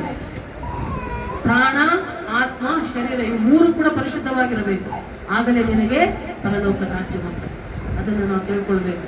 ಬರೀ ನಾವು ದೊಡ್ಡ ದೊಡ್ಡ ಬಿಲ್ಡಿಂಗ್ ಕಟ್ಕೊಂಡಿದ್ದೇವೆ, ಲಕ್ಷಗಟ್ಟಲೆ, ಕೋಟಿಗಟ್ಟಲೆ ದುಡ್ಡಿದೆ, ದುಡ್ಡು ಪರಲೋಕಕ್ಕೆ ಬರಲ್ಲ. ನಿನ್ನ ಬಟ್ಟೆ ಬರಲ್ಲ, ನಿನ್ನ ಆಸ್ತಿ ಅಂತಸ್ತು ಬರಲ್ಲ.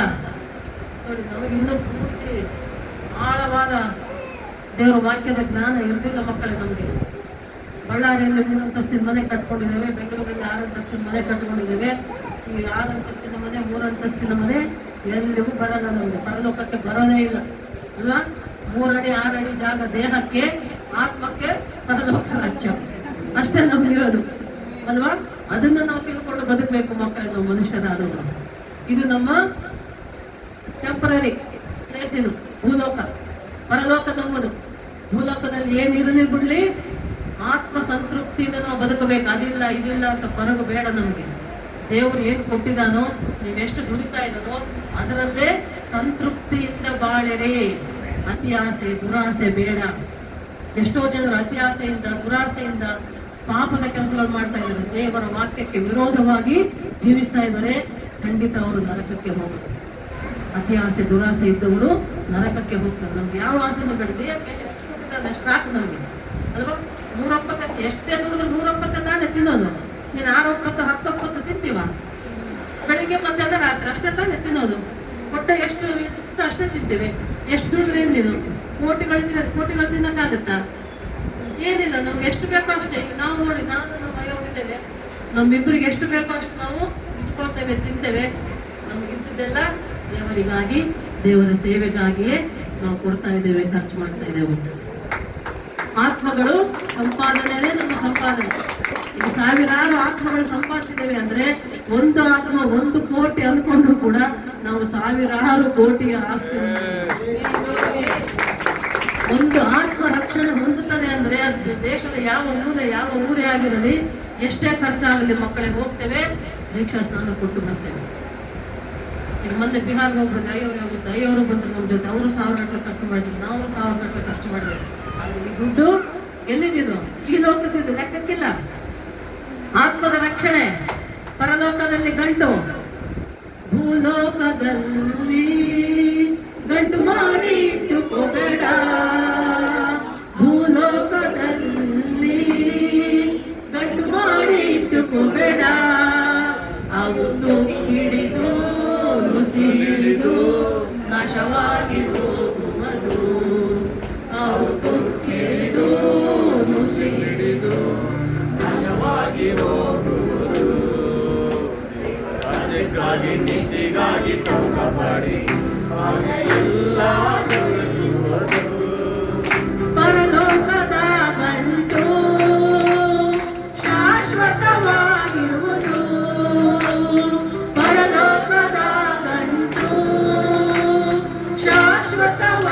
ಸ್ವಸ್ಥವಾಗಿರುವುದು. ಅಲ್ಲಿ ಕಳ್ಳರು ಇಲ್ಲ, ಕದಿಮರು ಇಲ್ಲ. ಅಲ್ಲಿ ಕಳ್ಳರು ಇಲ್ಲ, ಕದಿಮರು ಇಲ್ಲ.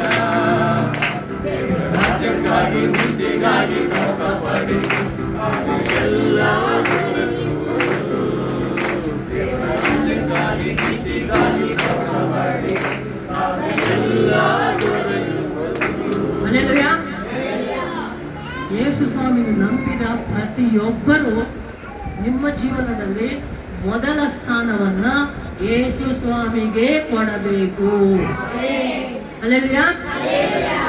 ನಿನ್ನ ಆತ್ಮ ನಿನ್ನ ರಕ್ಷಣೆ. ಗಂಡ ಹೆಂಡತಿ ಮಕ್ಕಳು ಬಂಧು ಬಳಗ ಅವ್ವ ತಾತ ಮಕ್ಕಳು ಮರಿಮಕ್ಕಳು ಯಾವ ಲೆಕ್ಕಕ್ಕಿಲ್ಲಮ್ಮ. ಜಯಂತಿ ಆತ್ಮ ಜಯಂತಿದೆ, ಸುಂದರಾಯನ ಆತ್ಮ ಸುಂದರಾಯಂದೆ. ಇವರ ಆತ್ಮದ ರಕ್ಷಣೆ ಇವರೇ ಮಾಡ್ಕೋಬೇಕು, ಜಯಂತಿ ಅವರ ಆತ್ಮದ ರಕ್ಷಣೆ ಜಯಂತಿ ಅಮ್ಮನೇ ಮಾಡ್ಕೋಬೇಕು.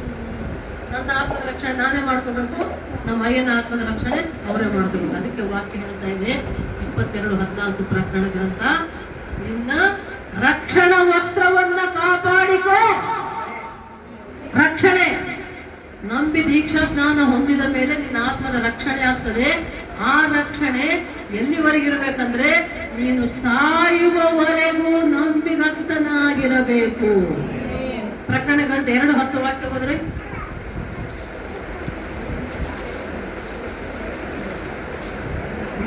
ಸೈತಾನನು ಪ್ರಕಟಣ ಗ್ರಂಥ 2:10. ಇದರ ಬೇಡ, ಇಗೋ ನೀವು ದುಷ್ಪ್ರೇರಣೆಗೆ ಒಳಗಾಗುವಂತೆ ಸೈತಾನನು ನಿಮ್ಮಲ್ಲಿ ಕೆಲವರನ್ನು ಸೆರೆಮನೆಯೊಳಗೆ ಹಾಕಿಬಿಡುತ್ತಿದ್ದಾನೆ ಮತ್ತು 10 ದಿವಸಗಳ ತನಕ ನಿಮಗೆ ಸಂಕಟ ಬಿಡುವುದು. ನೀನು ಸಾಯಬೇಕಾದರೂ ನಂಬಿಗಸ್ತನಾಗಿರು, ನಾನು ನಿನಗೆ ಜೀವವೆಂಬ ಜಯಮಾಲೆಯನ್ನು ಕೊಡುವೆನು. ಆಮೆನ್. ಹಲ್ಲೆಲೂಯಾ. ಅರ್ಥ ಆಯ್ತಾ ಓದಿದ ವಾಕ್ಯ? ಕಷ್ಟಗಳು, ಸಂಕಟಗಳು, ಸಂಕಷ್ಟಗಳು, ರೋಗಗಳು, ಬಾಧೆಗಳು, ಚಿಂತೆಗಳು, ನೋವುಗಳು, ದ್ವೇಷ, ಅಸೂಯೆಗಳು, ಅಕ್ರಮ, ಅನ್ಯಾಯಗಳು ಬರ್ತವೆ ಮಕ್ಕಳೇ. ಯಾಕೆಂದ್ರೆ ಇವು ಲೋಕದ ರೀತಿಯ ವಿಚಾರಗಳು. ನಾವು ಲೋಕದಲ್ಲಿದ್ದೇವೆ, ಲೋಕದಲ್ಲಿ ಮನುಷ್ಯರಾಗಿದ್ದೇವೆ. ಮನುಷ್ಯ ಮಾತ್ರದವರಿಗೆ ಇವೆಲ್ಲವೂ ಖಂಡಿತ ಬರ್ತವೆ. ಯೇಸು ಸ್ವಾಮಿ ಹೇಳಿದ್ದಾರೆ, ಯೇಸು ಸ್ವಾಮಿ ಇದ್ದಂತ ಸಮಯದಲ್ಲಿ ನನ್ನ ನಿಮಿತ್ತ ನಿಮಗೆ ಕಷ್ಟಗಳು ಸಂಭವಿಸ್ತವೆ ಅಂತಲೂ ಹೇಳಿದ್ದಾರೆ ಯೇಸು ಸ್ವಾಮಿ. ಯೇಸು ಸ್ವಾಮಿಗೆ ಬಂತಲ್ಲ ಕಷ್ಟ, ಶಿಲುಬೆ ಮರಣ. ನಾವು ನೀವು ಎಷ್ಟವರು ಅಲ್ವಾ? ನಾವು ನೀವು ಮನುಷ್ಯ ಮಾತ್ರದವರು. ದೇವರ ಕುಮಾರ, ಪರಿಶುದ್ಧನಾದಾತ, ಪವಿತ್ರನಾದಾತ, ಯಾವ ದೋಷ ಇಲ್ಲ, ಯಾವ ಪಾಪ ಇಲ್ಲ, ಪಾಪರಹಿತನು, ದೋಷರಹಿತನಾದಂತ ಯೇಸು ಸ್ವಾಮಿಗೆ ಶಿಲುಬೆ ಮರಣದ ಶಿಕ್ಷೆಯನ್ನು ಕೊಟ್ಟರು. ಇನ್ನು ನಾನು ನೀನು ನಾವು ನೀವು ಎಷ್ಟರ ಮಟ್ಟಿಗೆ ಈ ಲೋಕದಲ್ಲಿದ್ದಾಗ ನಮಗೂ ಕೂಡ ಬರ್ತವೆ ಕಷ್ಟಗಳು, ನಷ್ಟಗಳು, ರೋಗಗಳು, ಬಾಧೆಗಳು, ಚಿಂತೆಗಳು ಬಂದೇ ಬರ್ತವೆ. ಯಾಕೆಂದ್ರೆ ಲೋಕದ ರೀತಿಯಲ್ಲಿ ನಾವು ನೋಡುವಾಗ ಎಲ್ಲರ ಮನೆಯ ದೋಸೆ ತೂತೆ ಅಲ್ವಾ? ಪ್ಲೇನ್ ರೋಟಿ ಚಪಾತಿ ಇದ್ದ ಹಾಗೆ ಯಾರ ಮನೆ ದೋಸೆನಾದ್ರೂ ಇದೆ ನಮ್ಮ? ಯಾರಾದ್ರೂ ಮಾಡಕ್ಕಾಗತ್ತಾ? ಏನ್ ಪಲ್ಟಿ ಹೊಡೆದ್ರು, ನೀವೇನು ವಸ್ತು ಹಾಕಿದ್ರು ದೋಸೆ ಆಗೋದು ತೂತೆ. ಹಾಗೆ ಪ್ರತಿ ಮನುಷ್ಯನ ಜೀವನದಲ್ಲಿ, ಪ್ರತಿ ಕುಟುಂಬದಲ್ಲಿ, ಪ್ರತಿ ಸಭೆಯಲ್ಲಿ, ಪ್ರತಿಯೊಬ್ಬರ ಜೀವನದಲ್ಲಿ ಒಂದಲ್ಲ ಒಂದು ಕಷ್ಟ, ನಷ್ಟಗಳು, ಚಿಂತೆಗಳು, ಬಾಧೆಗಳು ಇದ್ದೇ ಇರ್ತವೆ. ಚಿಂತೆ ಇಲ್ಲದ ಮನುಷ್ಯನೇ ಇಲ್ಲ ಅಲ್ವಾ? ನಾವಿದ್ದೇವೆ, ನಮ್ಗೆ ದೇಹ ಎಲ್ಲ ಕೊಟ್ಟಿರೋ ದೇವರು. ಆದ್ರೆ ಏನ್ ಮಾಡೋಣ? ವಯಸ್ಸಾಗ್ತಾ ಇದೆ, ದೇಹದಲ್ಲಿ ಬಲಹೀನತೆ ಇದೆ. ಇದನ್ನ ಯಾರು ಏನ್ ಮಾಡಕ್ಕಾಗಲ್ಲ. ಯಾ ನನ್ನ ಮಗ ತಗೊಳಕ್ಕಾಗಲ್ಲ, ಯಾ ನನ್ನ ಸೊಸೆ ತಗೊಳಕ್ಕಾಗಲ್ಲ, ಯಾ ನನ್ನ ಮೊಮ್ಮಕ್ಕಳು ತಗೊಳಕ್ಕಾಗಲ್ಲ. ನಮ್ಮ ನೋವು ನಾವೇ ಅನುಭವಿಸಬೇಕು ಅಲ್ವಾ? ಕಷ್ಟ, ನಷ್ಟಗಳು, ರೋಗಗಳು, ಬಾಧೆಗಳು, ಚಿಂತೆಗಳು ಇದ್ದೇ ಇರ್ತವೆ ಮಕ್ಕಳು. ಆದ್ರೆ ಇವೆಲ್ಲವನ್ನ ಮೆಟ್ಟಿ ನಿಲ್ಲುವವನೇ ನಿಜವಾದ ವಿಶ್ವಾಸಿ. ಇವೆಲ್ಲವನ್ನ ಮೆಟ್ಟಿ ನಿಲ್ಲುವಾಗ ಯಾವ ರೀತಿ ನಾವು ಪ್ರಾರ್ಥನೆ ಪೂರ್ವಕವಾಗಿ ನಂಬಿಕೆಯಿಂದ ವಿಶ್ವಾಸದಿಂದ ಸ್ಥಿರವಾಗಿ ನಿಂತಾಗಲೇ ಪರಲೋಕ ರಾಜ್ಯ ನಾವು. ಅದೇ ಹೇಳ್ತಾ ಇದ್ದೇನೆ, ಎಲ್ಲಿವರೆಗೆ ಇರ್ಬೇಕಂತೆ? ಸಾಯುವವರೆಗೆ ನೀನು ನಂಬಿಗಸ್ತನಾಗಿರು, ಆಗ ನಿನಗೆ ಜೀವವೆಂಬ ಜಯಮಾಲೆ, ಜೀವ ಕಿರೀಟ ನಿನಗೆ ಸಿಗುತ್ತದೆ. 2ನೇ ಅಧ್ಯಾಯದಲ್ಲಿ ಹೇಳಿದ ಮಾತು 22:14 ಮತ್ತೆ ನಾವು ಅದೇ ಅರ್ಥದ ಮಾತನ್ನ ನೋಡ್ತಾ ಇದ್ದೇವೆ. ನಮ್ಮ ನಿಲುವಂಗಿಗಳನ್ನು ತೊಳೆದುಕೊಂಡವರು ಧನ್ಯರು, ಅವರಿಗೆ ಜೀವ ವೃಕ್ಷದ ಹಕ್ಕು ಇರುವುದು. ಆಮೆನ್. ಬಾಗಿಲುಗಳಿಂದ ಆ ಪಟ್ಟಣದೊಳಕ್ಕೆ ಸೇರುವರು. ಆಮೆನ್. ಪರಲೋಕ ರಾಜ್ಯದ ದ್ವಾರಗಳು ಅವರಿಗೆ ತೆರೆಯಲ್ಪಡುತ್ತವೆ. ಎಲ್ಲರಿಗೂ ಅಲ್ಲ, ಅರ್ಥ ಆಯ್ತಾ? ಈಗ ನಮ್ಮ ಮನೆ ಬಾಗಿಲು ಎಲ್ರಿಗೂ ತೆರೆಯಬೇಕು. ಒಳ್ಳೆಯವರು ಕೆಟ್ಟವರು ಯಾರ್ಯಾರು ಬರ್ತಾರೆ, ನಮ್ಮ ಹತ್ರ ಬರ್ತಾರೆ ಹೋಗ್ತಾರೆ, ಒಳ್ಳೆಯವರು ಕೆಟ್ಟವರು ಮೋಸಗಾರರು ದ್ರೋಹಿಗಳು ಗೊತ್ತಿಲ್ಲ. ಯೂದ ಇಸ್ಕರಿಯೋತ ಅಂತವ್ರು ಇದ್ದಾರೆ, ಯೋಹಾನನ್ ಅಂತವ್ರು ಇದ್ದಾರೆ ಅಲ್ವಾ? ನಮ್ಮ ನಿಮ್ಗೆಲ್ಲ ಜೊತೆಯಲ್ಲಿರೋರು ಅಂತವ್ರು ಇದ್ದಾರೆ, ಇಂಥವ್ರು ಇದ್ದಾರೆ, ಎಲ್ಲರ ಜೊತೆಯಲ್ಲೂ ನಾವು ಇರ್ತೇವೆ. ಆದ್ರೆ ಪರಲೋಕದ ರಾಜ್ಯದ ಬಾಗಿಲು ಯಾರಿಗೆ ತೆರೆಯಲ್ಪಟ್ಟಿದೆ? ಸಾಯುವವರೆಗೂ ನಂಬಿಗಸ್ತರಾಗಿದ್ದವರಿಗೆ, ರಕ್ಷಣಾ ವಸ್ತ್ರವನ್ನು ಕಾಪಾಡಿಕೊಂಡಿದ್ದವರಿಗೆ, ಆತನ ಮಾತುಗಳನ್ನು ಕೈಕೊಂಡು ನಡೆಯುವವರಿಗೆ ಪರಲೋಕ ರಾಜ್ಯದ ಬಾಗಿಲುಗಳು ತೆರೆಯಲ್ಪಡುತ್ತವೆ. ಮಕ್ಕಳು, ಪರಲೋಕ ರಾಜ್ಯಕ್ಕೆ ನಾವು ಹೋಗಬೇಕಂದ್ರೆ ದೇವರ ವಾಕ್ಯವನ್ನ ಓದಬೇಕು, ಕೇಳಬೇಕು, ವಾಕ್ಯದ ಪ್ರಕಾರ ನಡ್ಕೊಳ್ಬೇಕು. ಅಷ್ಟೇ ಅಲ್ಲ, ಸಾಯುವವರೆಗೂ ಕೂಡ ನಾವು ನಂಬಿಕಸ್ಥನಾಗಿರಬೇಕು. ಎಷ್ಟೇ ಕಷ್ಟಗಳು ಬರಲಿ, ಏನೇ ದ್ರೋಹಗಳು, ಮೋಸಗಳು ಯಾರೇನೇ ಮಾಡ್ಲಿ, ಮತ್ತೆ ಅವ್ರಿಗೆ ನಾವು ತೀರ್ಪು ಮಾಡಬಾರ್ದು. ಅದು ಕೂಡ ಸತ್ಯವೇದದಲ್ಲಿ ಬರ್ಲಿರ್ತದೆ ಮಕ್ಕಳೇ. ನಮ್ಗೆ ಯಾರಾದ್ರೂ ಮೋಸ ದ್ರೋಹ ಮಾಡಿದ್ರೆ ತಿರುಗಿ ನಾವು ಅವ್ರಿಗೆ ಮೋಸ ದ್ರೋಹ ಮಾಡಕ್ ಹೋಗ್ಬಾರ್ದು. ತೀರ್ಪು ಮಾಡುವವರು ನಾವಲ್ಲ, ತೀರ್ಪು ಮಾಡಬೇಡಿರಿ ಅಂತದೆ ವಾಕ್ಯ. ಯಾಕೆಂದರೆ ಎಲ್ಲರಿಗೂ ತೀರ್ಪು ಮಾಡುವ ಆತನು ಕರ್ತನೇ. ಹಾಗೆ ನಿಮಗೂ ತೀರ್ಪು ಆಗುವುದಿಲ್ಲ, ನೀವು ಮಾಡುವ ತೀರ್ಪಿಗೆ ಸರಿಯಾಗಿ ನಿಮಗೂ ತೀರ್ಪು ಆಗುವುದು ಅಳಿಯುವರು ಅಲ್ವಾ? ನಾವು ಯಾರಾದ್ರೂ ಏನಾದ್ರು ಮಾಡಿದ್ರೆ ನಾವು ಅದಕ್ಕೆ ತಿರುಗಿ ಏನು ಮಾಡಕ್ ಹೋಗ್ಬಾರ್ದು. ಎಲ್ಲ ಏಸಪ್ಪ ನೀನೇ ನೋಡ್ಕೊ, ಆತ ನೋಡ್ಕೊತಾನೆ, ನಾವು ನೋಡ್ಕೊಳ್ಳೋದು ಬೇಕಾಗಿಲ್ಲ. ಏಸಪ್ಪನಿಗೆ ಬಿಟ್ಟು ಕೊಡ್ಬೇಕು. ಯಾಕೆ? ಕೊನೆ ಮಾತು ಹೇಳಿ ನಾನು ಮುಗಿಸ್ತೇನೆ. 22ನೇ ಅಧ್ಯಾಯ ಪ್ರಕಟಣೆ ಗ್ರಂಥ 10ನೇ ವಚನ ನೋಡಿ. ಕೊನೆ ಅಧ್ಯಾಯ ಪ್ರಕಟಣೆ ಗ್ರಂಥ 22:10. ಇದಲ್ಲದೆ ಅವರು ನನಗೆ ಈ ಪುಸ್ತಕದಲ್ಲಿರುವ ಪ್ರವಾದನ ವಾಕ್ಯಗಳನ್ನು ಗುಪ್ತವಾಗಿರಬೇಡ, ಇವು ನೆರವೇರುವ ಸಮಯವು ಸಮೀಪವಾಗಿದೆ. ಅನ್ಯಾಯ ಮಾಡುವವರು ಇನ್ನೂ ಅನ್ಯಾಯ ಮಾಡಲಿ, ಮೈಲಿಗೆಯಾದವರು ತನ್ನನ್ನು ಮೈಲಿಗೆ ಮಾಡಿಕೊಳ್ಳಲಿ, ನೀತಿವಂತನು ಇನ್ನು ನೀತಿಯನ್ನು ಅನುಸರಿಸಲಿ, ಪವಿತ್ರನು ತನ್ನನ್ನು ಇನ್ನೂ ಪವಿತ್ರ ಮಾಡಿಕೊಳ್ಳಲಿ. ಇಗೋ ಬೇಗನೆ ಬರುತ್ತೇನೆ, ನಾನು ಪ್ರತಿಯೊಬ್ಬನಿಗೂ ಅವನವನ ನಡತೆಗೆ ತಕ್ಕ ಕೊಡತಕ್ಕ ಪ್ರತಿಫಲವು ನನ್ನ ಕೈಯಲ್ಲಿದೆ.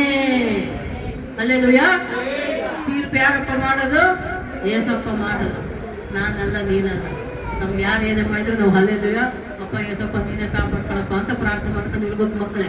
ಅವ್ನು ಹಂಗೆ ಮಾಡಿದ್ನ, ನಾನು ಹಿಂಗೆ ಮಾಡ್ತೀನಿ. ಅವ್ನು ಒಂದು ಮಾತಾಡ್ನ, ನಾನು 9 ಮಾತಾಡ್ತೀನಿ. ಅವ್ನು 1 ಏಟು ಹೊಡೆದ್ನ, ನಾನು 9 ಏಟು ಹೊಡಿತೀನಿ ಅಂದ್ರೆ ಅವನು ನೀನಿಬ್ರು ಗ್ಯಾರಂಟಿ ನರಕಕ್ಕೆ ಹೋಗೋದು. ಹಲ್ಲೆಲೂಯಾ. ನರಕಕ್ಕೆ ಹೋಗುವುದು ಬೇಡ ಮಕ್ಕಳೇ. ಪ್ರತಿಯೊಬ್ಬರೂ ಕೂಡ ಯೇಸುವನ್ನು ನಂಬಿದವರು, ನಂಬಿ ದೀಕ್ಷಾ ಸ್ನಾನ ಹೊಂದಿದವರು ಪ್ರತಿಯೊಬ್ಬರೂ ಕೂಡ ಪರಲೋಕ ರಾಜ್ಯಕ್ಕೆ ಹೋಗುವವರಾಗಿರೋಣ. ದೇವರು ನಮ್ಮನ್ನು ನಿಮ್ಮನ್ನು ವಾಕ್ಯವನ್ನು ಆಶೀರ್ವದಿಸಲಿ. ಅದಕ್ಕೆ ಮುಂಚೆ ಒಂದೆರಡು ಮಾತನ್ನು ನಾನು ಹೇಳ್ತೇನೆ. ಇಲ್ಲಿ ದೀಕ್ಷಾ ಸ್ನಾನ ತೆಗೆದುಕೊಳ್ಳಲಾರದವರು ಯಾರನ್ನಿದ್ರೆ ಕೈ ಎತ್ತಿ. ದೀಕ್ಷಾ ಸ್ನಾನ ತೆಗೆದುಕೊಳ್ಳಲಾರದವರು ಎಲ್ಲರೂ ತೆಗೆದುಕೊಂಡವರ?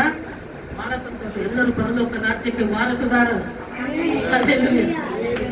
ಓಕೆ, ಸಂತೋಷ. ನಾವು ಬೀರಾಕ್ ಹೋಗೋದು ಒಂದೆರಡು ಮಾತಾಡಿ ಸಾಕ್ಷಿ ಹೇಳಿ ಮುಗಿಸ್ತೇನೆ. ನಾವು ಟ್ರೈನಲ್ಲಿ 3 ದಿನ ಪ್ರಯಾಣ ಮಾಡಿಕೊಂಡು ನಾಮದೇವಯ್ಯನವರು, ನಾನು, ನಮ್ಮ ಸುಂದರಯ್ಯ ಮತ್ತು ಸೋಲಮನಯ್ಯ ಅವರು ಫ್ಲೈಟಲ್ಲಿ ಬಂದರು. ನಾವು ಹೋಗಿ 3ನೇ ದಿನ ಸೇರೋದಕ್ಕೆ ಆ 3ನೇ ದಿನನೇ ಬರೋ ಹಾಗಾಗ 15ನೇ ತಾರೀಕು ನಾವು ಬಿಟ್ಟು 17ನೇ ತಾರೀಕು ಸಾಯಂಕಾಲ ಸೀತಾಮಡಿ ಅನ್ನೋ ಗ್ರಾಮವನ್ನು ಸೇರಿದ್ದೆವು. ಜಿಲ್ಲೆ ಬಿಹಾರದ, ಸಾರಿ, ಅದು ನೋಡೋಕೆ ಗ್ರಾಮ ಇದ್ದಂಗೆ ಇರ್ತದೆ ಬಿಡಿ, ಜಿಲ್ಲೆ. ಆ ಸೀತಾಮಡಿ ಜಿಲ್ಲೆಗೆ ನಾವು ಇಲ್ಲಿಂದ ದಾಣಾಪುರ್ಗೆ ನಮ್ಮ ಟ್ರೈನ್ ಆಗಿದ್ದು ರಿಲೇಷನ್, ಬೆಂಗಳೂರಿಂದ ದಾಣಾಪುರ. ಅಲ್ಲಿ ಇಳಿದು ಅಲ್ಲಿಂದ ಮತ್ತೆ ಪಾಟ್ಲಿಪುತ್ರ ಅಂತ ಇನ್ನೊಂದು ರೈಲ್ವೆ ಸ್ಟೇಷನ್, ಅಲ್ಲಿಗೆ ಹೋಗ್ಬೇಕು ಆಟೋದಲ್ಲಿ. ಅಲ್ಲಿಂದ ಮತ್ತಿನ್ನೊಂದು ಟ್ರೈನ್ ಹಿಡ್ಕೊಂಡು ನಾವು ಸೀತಾಮಡಿ ಅನ್ನೋ ನಮ್ಮ ಸೇವಾಪುರಿಗೆ ಹೋಗ್ಬೇಕು. ಹಾಗೆ ನಾವು 3 ದಿನ ಪ್ರಯಾಣ ಮಾಡಿ 3 ಗಾಡಿಗಳು ಚೇಂಜ್ ಮಾಡಿ ಸೀತಾಮಡಿ ಸಾಯಂಕಾಲ ಸೇರ್ಕೊಂಡಿದ್ದೇವೆ. ಇವರು 15, 16, 17ನೇ ತಾರೀಕು ಮಧ್ಯಾಹ್ನ ಬಿಟ್ಟವರು ಸಾಯಂಕಾಲ ಪಾಟ್ನಾ ಸೇರಿದ್ದಾರೆ. ಬೆಂಗಳೂರಿಂದ ಪಾಟ್ನಾ ಡೈರೆಕ್ಟ್ ಫ್ಲೈಟ್ ಬಂದಿದ್ದಾರೆ ಇವರು 3. ಅಲ್ಲಿಂದ ಸೀತಾಮಡಿಗೆ ಬರಬೇಕಂದ್ರೆ ಇವ್ರು ಬರೋಷ್ಟರಲ್ಲಿ ಟ್ರೈನ್ ಇಲ್ಲ. ಟ್ರೈನ್ ಇದ್ರೂ ಕೂಡ ಲೇಟ್ ಆಗುತ್ತೆ, ರಾತ್ರಿ 12 ಗಂಟೆ ಆಗುತ್ತೆ. ಬಸ್ಸಿಗೆ ಬಂದ್ರೆ ಬೇಗ ಬರ್ತಾರೆ ಅಂದ್ಬಿಟ್ಟು ನಾವು ಬಸ್ಸಿಗೆ ಬಂದೆ ಅಂತ ಹೇಳಿದೆ. ಅಲ್ಲಿ ಬಿಹಾರಲ್ಲಿ ನಮ್ಮ ಸೇವಕ ಜಿತೇಂದ್ರ ಅಂತ, ಜಿತೇಂದ್ರ ಹೇಳಿದ್ರು, ಅಮ್ಮ ಬಸ್ಸಿಗೆ ಬರ್ಲಿ ಬಿಡಮ್ಮ. ಆಯ್ತಪ್ಪ ಬಸ್ಸಿಗೆ ಬರ್ಲಿ ಇವ್ರಿಗೆ ಹೇಳಿದ್ರು. ಬಸ್ ಸೇರಿದ್ದಾರೆ 30. ಎಲ್ಲಿಂದ? ಪಾಟ್ನಾದಿಂದ ಸೀತಾಮಡಿಗೆ. ಬಸ್ಸಲ್ಲಿ ಬರುವಾಗ ಬಂದರು. ಬಸ್ ಲೇಟ್ ಆಯಿತು, ಟ್ರಾಫಿಕ್ ಜಾಮ್ ಏನೇನೋ ಆಗಿ ಲೇಟ್ ಆಗಿ 12-1 ಗಂಟೆಗೆ ಬಂದರು ಚಿಂತಾಮಣಿಗೆ. ಬಂದು ಬಸ್ ಸ್ಟ್ಯಾಂಡ್ ಬಸ್ ಇಳಿದಿದ್ದಾರೆ. ಇಳಿದ ಮೇಲೆ ಅಲ್ಲಿಗೆ ಪಾಪ ಇವರು ಸಾಕಾಗಿ ಹೋಗ್ಬಿಟ್ಟಿದ್ರು ಬಸ್ ಪ್ರಯಾಣ ಮಾಡಿ. ಅವ್ರು ಬಾಡಿ ಅವ್ರು ಹಿಡ್ಕೊಂಡು ಬಂದ್ಬಿಟ್ಟಿದ್ದಾರೆ. ಒಂದು ಲಗೇಜ್ ಒಂದು ಬ್ಯಾಗ್ ಬಸ್ಸಲ್ಲೇ ಬಿಟ್ಟಿದ್ದಾರೆ. ಯಾರು ಸುಟ್ಕೇಸ್ ಬಿಟ್ಟಿದ್ರು ಗೊತ್ತಿಲ್ಲ. ಅಯ್ಯೋ ಅವ್ರ ಅಮ್ಮ ದೊಡ್ಡ ಬ್ಯಾಗ್ ಸುಂದರ ಏನು ಬ್ಯಾಗ್ ಬಿಟ್ಬಿಟ್ಟಿದ್ದಾರೆ, ಇಳಿದು ಬಿಟ್ಟಿದ್ದಾರೆ. ಇಳಿದ ಮೇಲೆ ನೋಡ್ಕೊಂಡಾರೆ ಬಸ್ ಸ್ಟಾಂಡ್ ಮುಂದಕ್ಕೆ. ಮತ್ತೆ ನಾನು ನಿದ್ದೆ ಮಾಡಿಲ್ಲ. ಯಾಕೆಂದ್ರೆ ಫಸ್ಟ್ ಟೈಮ್ ಬರ್ತಿದ್ದಾರೆ, ಎಲ್ಲಿದ್ದಾರೋ ಹೇಗಿದ್ದಾರೋ, ನಮ್ಮ ಟೆನ್ಷನ್ ನಮ್ಗೆ, ನಮ್ಮ ಚಿಂತೆ ನಮ್ಗೆ. ಚಿಂತೆ ಮಾಡಬೇಡ ಅಂತ ವಾಕ್ಯ ಹೇಳ್ಕೊಂಡು ಚಿಂತೆ ಮಾಡೋ ಪರಿಸ್ಥಿತಿ ಬರ್ತದೆ. ಚಿಂತೆ ಮಾಡಬೇಡ ಅಂತ ಸ್ವಲ್ಪ ಅದೇನ್ ಮಾಡೋಣ, ಕೆಲವೊಂದು ಸಮಯದಲ್ಲಿ ಚಿಂತೆ ಮಾಡ್ಬೇಕಾಗ್ತದೆ. ಏನಪ್ಪ ಇನ್ನು ಬರ್ತಾನೆ, ನಾನು ಫೋನ್ ಮಾಡ್ತಾನೆ ಇದ್ದೆ 12:30 ಮಾತಾಡ್ಬಿಟ್ಟು ಇನ್ನು ಸ್ವಲ್ಪ ಸೇರ್ಕೊಂಡ್ಬಂದ್ರು, ಬಂದ್ರು, ಇಳಿದ್ರು. Bus ಇಳಿದಾರೆ, bag ಬಿಟ್ಬಿಟ್ಟಾರೆ. ಅಮ್ಮ ಬ್ಯಾಗ್ ಬಿಟ್ಬಿಟ್ಟು ಮತ್ತೆ ಬ್ಯಾಗ್ ತರಕ್ ಹೋಗ್ತೀವಿ. ಮತ್ತೆ ಜಿತೇಂದ್ರ ಫೋನ್ ಮಾಡಿದ್ರೆ ಅವ್ನು ಏನೋ ಡೈರೆಕ್ಷನ್ ಮಾಡಿದ್ರೆ ಆಮೇಲೆ ಹೋಗಿ, ದೇವ್ರ ಕೃಪೆ ಮಕ್ಕಳೇ, ಬಸ್ಸು ಹೋದ್ರು ಕೂಡ ಬಸ್ಸನ್ನು ಹುಡ್ಕೊಂಡು ಹೋಗಿ ಬ್ಯಾಗ್ ತಗೊಂಡು ಬಂದ್ರು. ಬಿಹಾರ ರಾಜ್ಯ ಬಡ ರಾಜ್ಯ, ಅಲ್ಲಿರುವವರು ಬಹಳ ಬಡತನ. ಅಲ್ಲಿ ನಮ್ಮ ವಸ್ತು ಕಳೆದ್ರೆ ಸಿಗೋದು ಅಷ್ಟು ಸುಲಭ ಅಲ್ಲ. ಇರೋ ವಸ್ತು ಇದ್ದಲ್ಲೇ ಕಳೆದು ಹೋಗುವಂಥ ಪರಿಸ್ಥಿತಿಯಲ್ಲಿ ಅಂಥದ್ದು ಬಿಟ್ಟು ಬಂದರೂ ಕೂಡ ದೇವರು ಮತ್ತೆ ಅವ್ರ ಬ್ಯಾಗ್ ಸಿಗೋ ಹಾಗೆ ಮಾಡಿದ ಮಕ್ಕಳೇ. ಇದು ಒಂದು ಸಾಕ್ಷಿನೇ ಅಲ್ವಾ? ದೇವ್ರ ಕೃಪೆನೇ. ಅಷ್ಟು ಸುಲಭ ಅಲ್ಲ. ಒಂದ್ಸಲ ಕೈ ಬಿಟ್ಟು ಹೋದ್ರೆ ಮತ್ತೆ ಸಿಗೋದು ಅಷ್ಟು ಸುಲಭ ಅಲ್ಲ. ಅದು ಕಾಣದ ಊರು, ಹೊಸ ಊರು, ಹೊಸ ರಾಜ್ಯ, ಹೊಸ ಜನ. ಯಾವನ ತಗೊಂಡು ಹೋಗ್ಬಿಟ್ಟಿದ್ರೆ ಏನೇನಿತ್ತು ಗೊತ್ತಿಲ್ಲ, ದುಡ್ಡು, ATM ಕಾರ್ಡ್ ಇಟ್ಕೊಂಡಿರ್ತಾರೆ. ಸುಂದರ ಯಪ್ಪ ಅವ್ರ ಬಾಯಿಗೆ ಹೋಗ್ತೀವಿ. ದೇವ್ರ ಕೃಪೆಯಿಂದ ಸಿಕ್ತು ಮಕ್ಕಳು, ಅದು ಒಂದು ಸಾಕ್ಷಿ. ಆಮೇಲೆ ನಾವು ನಮ್ಮ ಪ್ರಯಾಣ, ತಿರುಗು ಪ್ರಯಾಣ, ರಿಟರ್ನ್ ಜರ್ನಿ ನಮ್ದು 27ನೇ ತಾರೀಕು ನಾಳೆ ಇತ್ತು ಟಿಕೆಟ್. 27ಕ್ಕೆ ಬಿಟ್ಟರೆ ನಾವು 29ಕ್ಕೆ ಸೇರ್ತಾ ಇದ್ದೀವಿ. ಯಾವಾಗ ಸೇರ್ತಾ ಇದ್ವಿ ಗೊತ್ತಿಲ್ಲ. ಟ್ರೇನ್ಗಳು 4 ತಿಂಗಳ ಹೋಗಿ ಬರೋದ್ರಿಂದ ಯಾವಾಗಲೂ ಹೆಚ್ಚು ಕಡಿಮೆ ಲೇಟ್ ಆಗ್ತಾನೆ ಇರ್ತವೆ. ಟೈಮ್ ಏನೋ ಗಂಟೆ, 2 ಗಂಟೆ, 4 ಗಂಟೆ, 5 ಗಂಟೆ ಪರವಾಗಿಲ್ಲ, ಗಂಟೆಗಟ್ಟಲೆ ಲೇಟ್ ಆಗ್ತದೆ. ನಾವೇನು ಮಾಡಿದ್ವಿ, 29 ಕಾರ್ಯಕ್ರಮ ಇದೆ ಅಂದ್ರೆ ಸುಂದರಯ್ಯ ಸರಿ, ಮತ್ತೆ ಆ ಕಾರ್ಯಕ್ರಮ ಅಟೆಂಡ್ ಆಗೋಣ, ಮತ್ತೆ ಬೇಗ ಅದೆಲ್ಲ ಕೆಲಸ ಕಾರ್ಯ ಮುಗೀತು. ನಮಗೆ ಸುಮ್ಮನೆ ಹಾಕಿರೋದ್ರಲ್ಲಿ ಅಲ್ಲಿಗೂ ನಾವು ಮುಜಫರ್ಪುರ ಇನ್ನೊಂದು ಊರು, ಅಲ್ಲಿ ನಾವು ಒಬ್ಬ ಫ್ಯಾಮಿಲಿ ಫ್ರೆಂಡ್ ಇದ್ದು ಅವ್ರ ಮನೆಗೆ ಬರ ಅಂತ ಕರೆದಿದ್ರು. ಅವ್ರ ಮನೆಗೆ ಹೋಗೋಣ ಅನ್ಕೊಂಡ್ವಿ. ಈಗೇನಾಗಿದೆ ಅಂದ್ರೆ ಬಿಹಾರಲ್ಲಿ ಮದುವೆ ಸೀಸನ್. ಆ ಮದುವೆಗಳು ಮನೆಗೆ ಬಂದು ಬರಾಗ ಫುಲ್ಲು. ಅವ್ರ ಮನೆಗೆ ಯಾರೋ ಗೆಸ್ಟ್ ಬಂದಿದಾರಂತೆ, ಚಿಕ್ಕ ಮನೆಗಳು. ಆ ಚಿಕ್ಕ ಮನೆಗಳಲ್ಲಿ ನಾವಿಬ್ರು ಹೋಗಿ ನಮ್ಮ ಲಗೇಜ್ ಇಟ್ಕೊಂಡು ಇನ್ನೇನಿರಲ್ಲ ಬೇಡ ಅಂತ ಡಿಸೈಡ್ ಮಾಡಿ 29 ಕಾರ್ಯಕ್ರಮ ಕೂಡ ನಾವು ಮುಂದೆ ಬರ್ಬೇಕಲ್ಲ, ಯಾಕಿದ್ರೆ ಅದಕ್ಕೆ ಸೇರ್ಕೊಳ್ಳೋಣ ಸುಮ್ಮನೆ ಯಾಕಿದ್ರೆ ಲಾಟಲ್ಲೇ ಗೊತ್ತು. ಯಾಕಂದ್ರೆ ಮನೆಗಳು ಬಾತ್ರೂಮ್ಗಳಿಂದ ನೆಟ್ಟಿನಗಳ ಅಪ್ಪಿ ತಪ್ಪಿ ಯಾರೋ ಕಟ್ಕೊಂಡಿದ್ರು, ಇನ್ನೇನು ನೆಟ್ಟಿನ ಕಟ್ಕೊಂಡಿರ್ತಾರೆ. ನಮ್ಗೆ ಎಷ್ಟೊಂದು ಕಮ್ಮೋಡಿಲ್ಲ, ಹೋಗೋಕ್ಕಿಲ್ಲ. ಅದಕ್ಕೆ ರಿಟರ್ನ್ ಹೋಗೋಣ ಅಂದ್ಬಿಟ್ಟು ಇದಕ್ಕಿದ್ದಾಗೆ ರಾತ್ರಿ 9 ಡಿಸೈಡ್ ಮಾಡಿ ನಾನು ನಮ್ಮಯ್ಯ ಹೋಗೋಣ, ಟಿಕೆಟ್ ಇದ್ರೆ ನೋಡೋಣ ಅಂತ. ಬಳ್ಳಾರಿಯಲ್ಲಿ ನಮ್ಮ ಪರಿಚಯದವರು ಒಬ್ರು ಇದ್ದಾರೆ, ಅವರಿಗೆ ಟಿಕೆಟ್ ನೋಡಕ್ಕೆ ಹೇಳಿದ್ವಿ. ರಿಟರ್ನ್ ಟಿಕೆಟ್ ಹೋಗೋಕ್ಕೆ ನಮ್ಗೆ ಬೆಂಗಳೂರಿಗೆ ಯಾವ್ದಾದ್ರು ಇದೆಯಾ, ಸೀತಾಮಣಿ ಇದೆ ಪಾಟ್ನಾಯಿಂದ ನೋಡಿದಾಗ ಒಂದು ಟಿಕೆಟ್ 22ನೇ ತಾರೀಕು ಟಿಕೆಟ್ ಒಂದು 4 ಇತ್ತಂತೆ, ಸೀನಿಯರ್ ಸಿಟಿಜನ್ ಟಿಕೆಟ್. ತಕ್ಷಣ ನೀವು ಬೆಳಗ್ಗೆ ಬೇಗ ಬುಕ್ ಮಾಡಿದ್ರೆ ಸಿಕ್ಕುತ್ತೆ.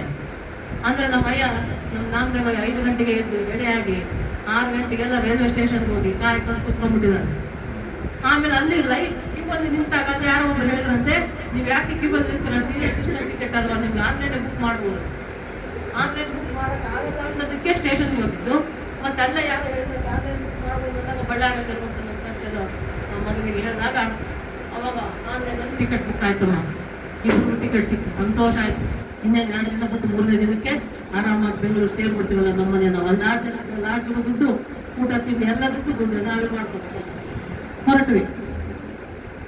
22ಕ್ಕೆ ಟಿಕೆಟ್ ಸಿಗ್ತಾ ಬೆಳಗ್ಗೆ ನಾವು ಎದ್ದು ರೆಡಿಯಾಗಿ 11 ಗಂಟೆಗೆಲ್ಲ ಅಲ್ಲಿಂದ ಬಸ್ ಹಿಡ್ಕೊಂಡು ಬರಬೇಕು. ಮತ್ತೆ ನಾವೆಲ್ಲಿ ಸೀತಾಮಣಿಯಿಂದ ಮತ್ತೆ ನಾವು ಪಾಟ್ಲಿಪುತ್ರಕ್ಕೆ ಹೋಗಿ ಅಲ್ಲಿಂದ ದಾಣಾಪುರ ಹೋಗಿ ಅಲ್ಲಿಂದ ಟ್ರೈನ್ ಮತ್ತೆ ನಮಗೆ ಟಿಕೆಟ್ ಬುಕ್ ಆಗಿತ್ತು.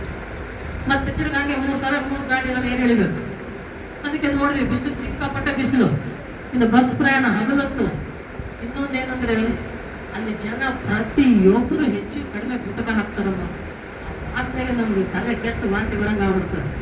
ಆ ಜನರ ಮಧ್ಯೆ ಇನ್ನೇನು ಹೋಗೋದಪ್ಪ ಬೇಡ ಅಂದ್ಬಿಟ್ಟು ಅಲ್ಲಿಂದ ಮತ್ತೆ ನಾವು ಪ್ರೈವೇಟ್ ಟ್ಯಾಕ್ಸಿ ಮಾಡಿಕೊಂಡು ಸೀತಾಮಣಿಯಿಂದ ಡೈರೆಕ್ಟ್ ದಾಣಾಪುರಿಗೆ ಬಂದಿವಿ. ನಾವು ಬಂದು ಟ್ರೈನ್ ಇದ್ದಿದ್ದು 6:10 ಸಾಯಂಕಾಲ 6:10 ಬರಬೇಕಾದ ಟ್ರೇನು ಬರಲೇ ಇಲ್ಲ. ಅಲ್ಲಿ ಪ್ಲಾಟ್ಫಾರ್ಮ್ ತೋರಿಸಿದ್ದು 5 ನಂಬರ್. 5ನೇ ನಂಬರ್ ಪ್ಲಾಟ್ಫಾರ್ಮ್ಗೆ ಪಾಪ ಟ್ಯಾಕ್ಸಿ ಮಾಡ್ಕೊಂಡು ಬಂದಂಥ ಹುಡುಗ, ಯವನಷ್ಟು ಹುಡುಗ ನಮ್ಮ ಲಗೇಜ್ ತಂದು ನಮ್ಗೆ 5ನೇ ಪ್ಲಾಟ್ಫಾರ್ಮಲ್ಲೇ ಇಳಿಸಿ ಕೂಡಿಸಿ ನಮ್ಮ ಕ್ಲಿಯರ್ ಗೊತ್ತಿರಬೇಕು, ಸಿಕ್ಕಾಪಟ್ಟೆ ಕ್ಲಿಯರ್ ಇಡಬೇಕು. ಇಷ್ಟು ಏನಿಲ್ಲ, ಭಾಳ ಹಿಂದಿರುವಂಥ ರಾಜ್ಯ ಜಿಲ್ಲೆ ಅದು. ಏನಿಲ್ಲ, ಬಂದ್ವಿ 5ನೇ ಪ್ಲಾಟ್ಫಾರ್ಮಲ್ಲಿ ಕೂತ್ಕೊಂಡ್ವಾ.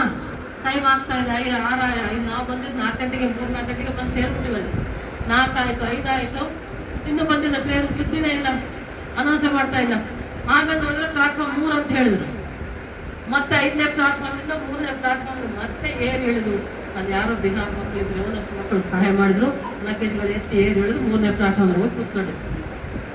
ಆಮೇಲೆ ಗೊತ್ತಾಯ್ತು 4:15 ಗಂಟೆ ಲೇಟ್ ಅಂತೆ, ಟ್ರೈನ್ 10:00 ಬರ್ತದೆ. 10:00 10 ಗಂಟೆ ಆಯ್ತು. ಪ್ರಕಟಣೆ ಅನೌನ್ಸ್ ಮಾಡ್ತಾನೆ ಇಲ್ಲ. ಪ್ರಕಟಣೆ ಅನೌನ್ಸ್ ಮಾಡೋದು ಯಾವ ಪ್ಲಾಟ್ಫಾರ್ಮ್ ಬರುತ್ತೆ ಟ್ರೈನು ಅಂತ ಅನೌನ್ಸೇ ಮಾಡ್ತಾ ಇಲ್ಲ. ಟೈಮ್ ಆಯ್ತು, 10 ಆಯ್ತು. ಏನಪ್ಪ ಟ್ರೈನ್ ಟೈಮ್ 10:00 ಬರ್ತದೆ, 10 ಗಂಟೆ ಆಯ್ತು, ಇನ್ನೂ ಪ್ರಕಟಣೆ ಮಾಡ್ತಾ ಇಲ್ಲ, ಏನಿದು? ಆಮೇಲೆ ಮತ್ತೆ ಯಾರೋ ಹೇಳಿದ್ರು 5ನೇ ಪ್ಲಾಟ್ಫಾರ್ಮ್ ಬರ್ತದೆ. ಮತ್ತೆ ಪ್ರಕಟಣೆನೇ ಮಾಡಿಲ್ಲ. ನೋಡ್ತಾ ಟ್ರೈನ್ ಬಂದೇ ಬಿಟ್ಟಿದೆ 5ನೇ ಪ್ಲಾಟ್ಫಾರ್ಮ್ಗೆ. ಟ್ರೈನ್ ಬಂದ ಟೈಮ್ ಆಗ್ತಾ ಇದೆ, ನಾವು 3ನೇ ಪ್ಲಾಟ್ಫಾರ್ಮ್ ಅಲ್ಲೇ ಇದ್ದೀವಿ.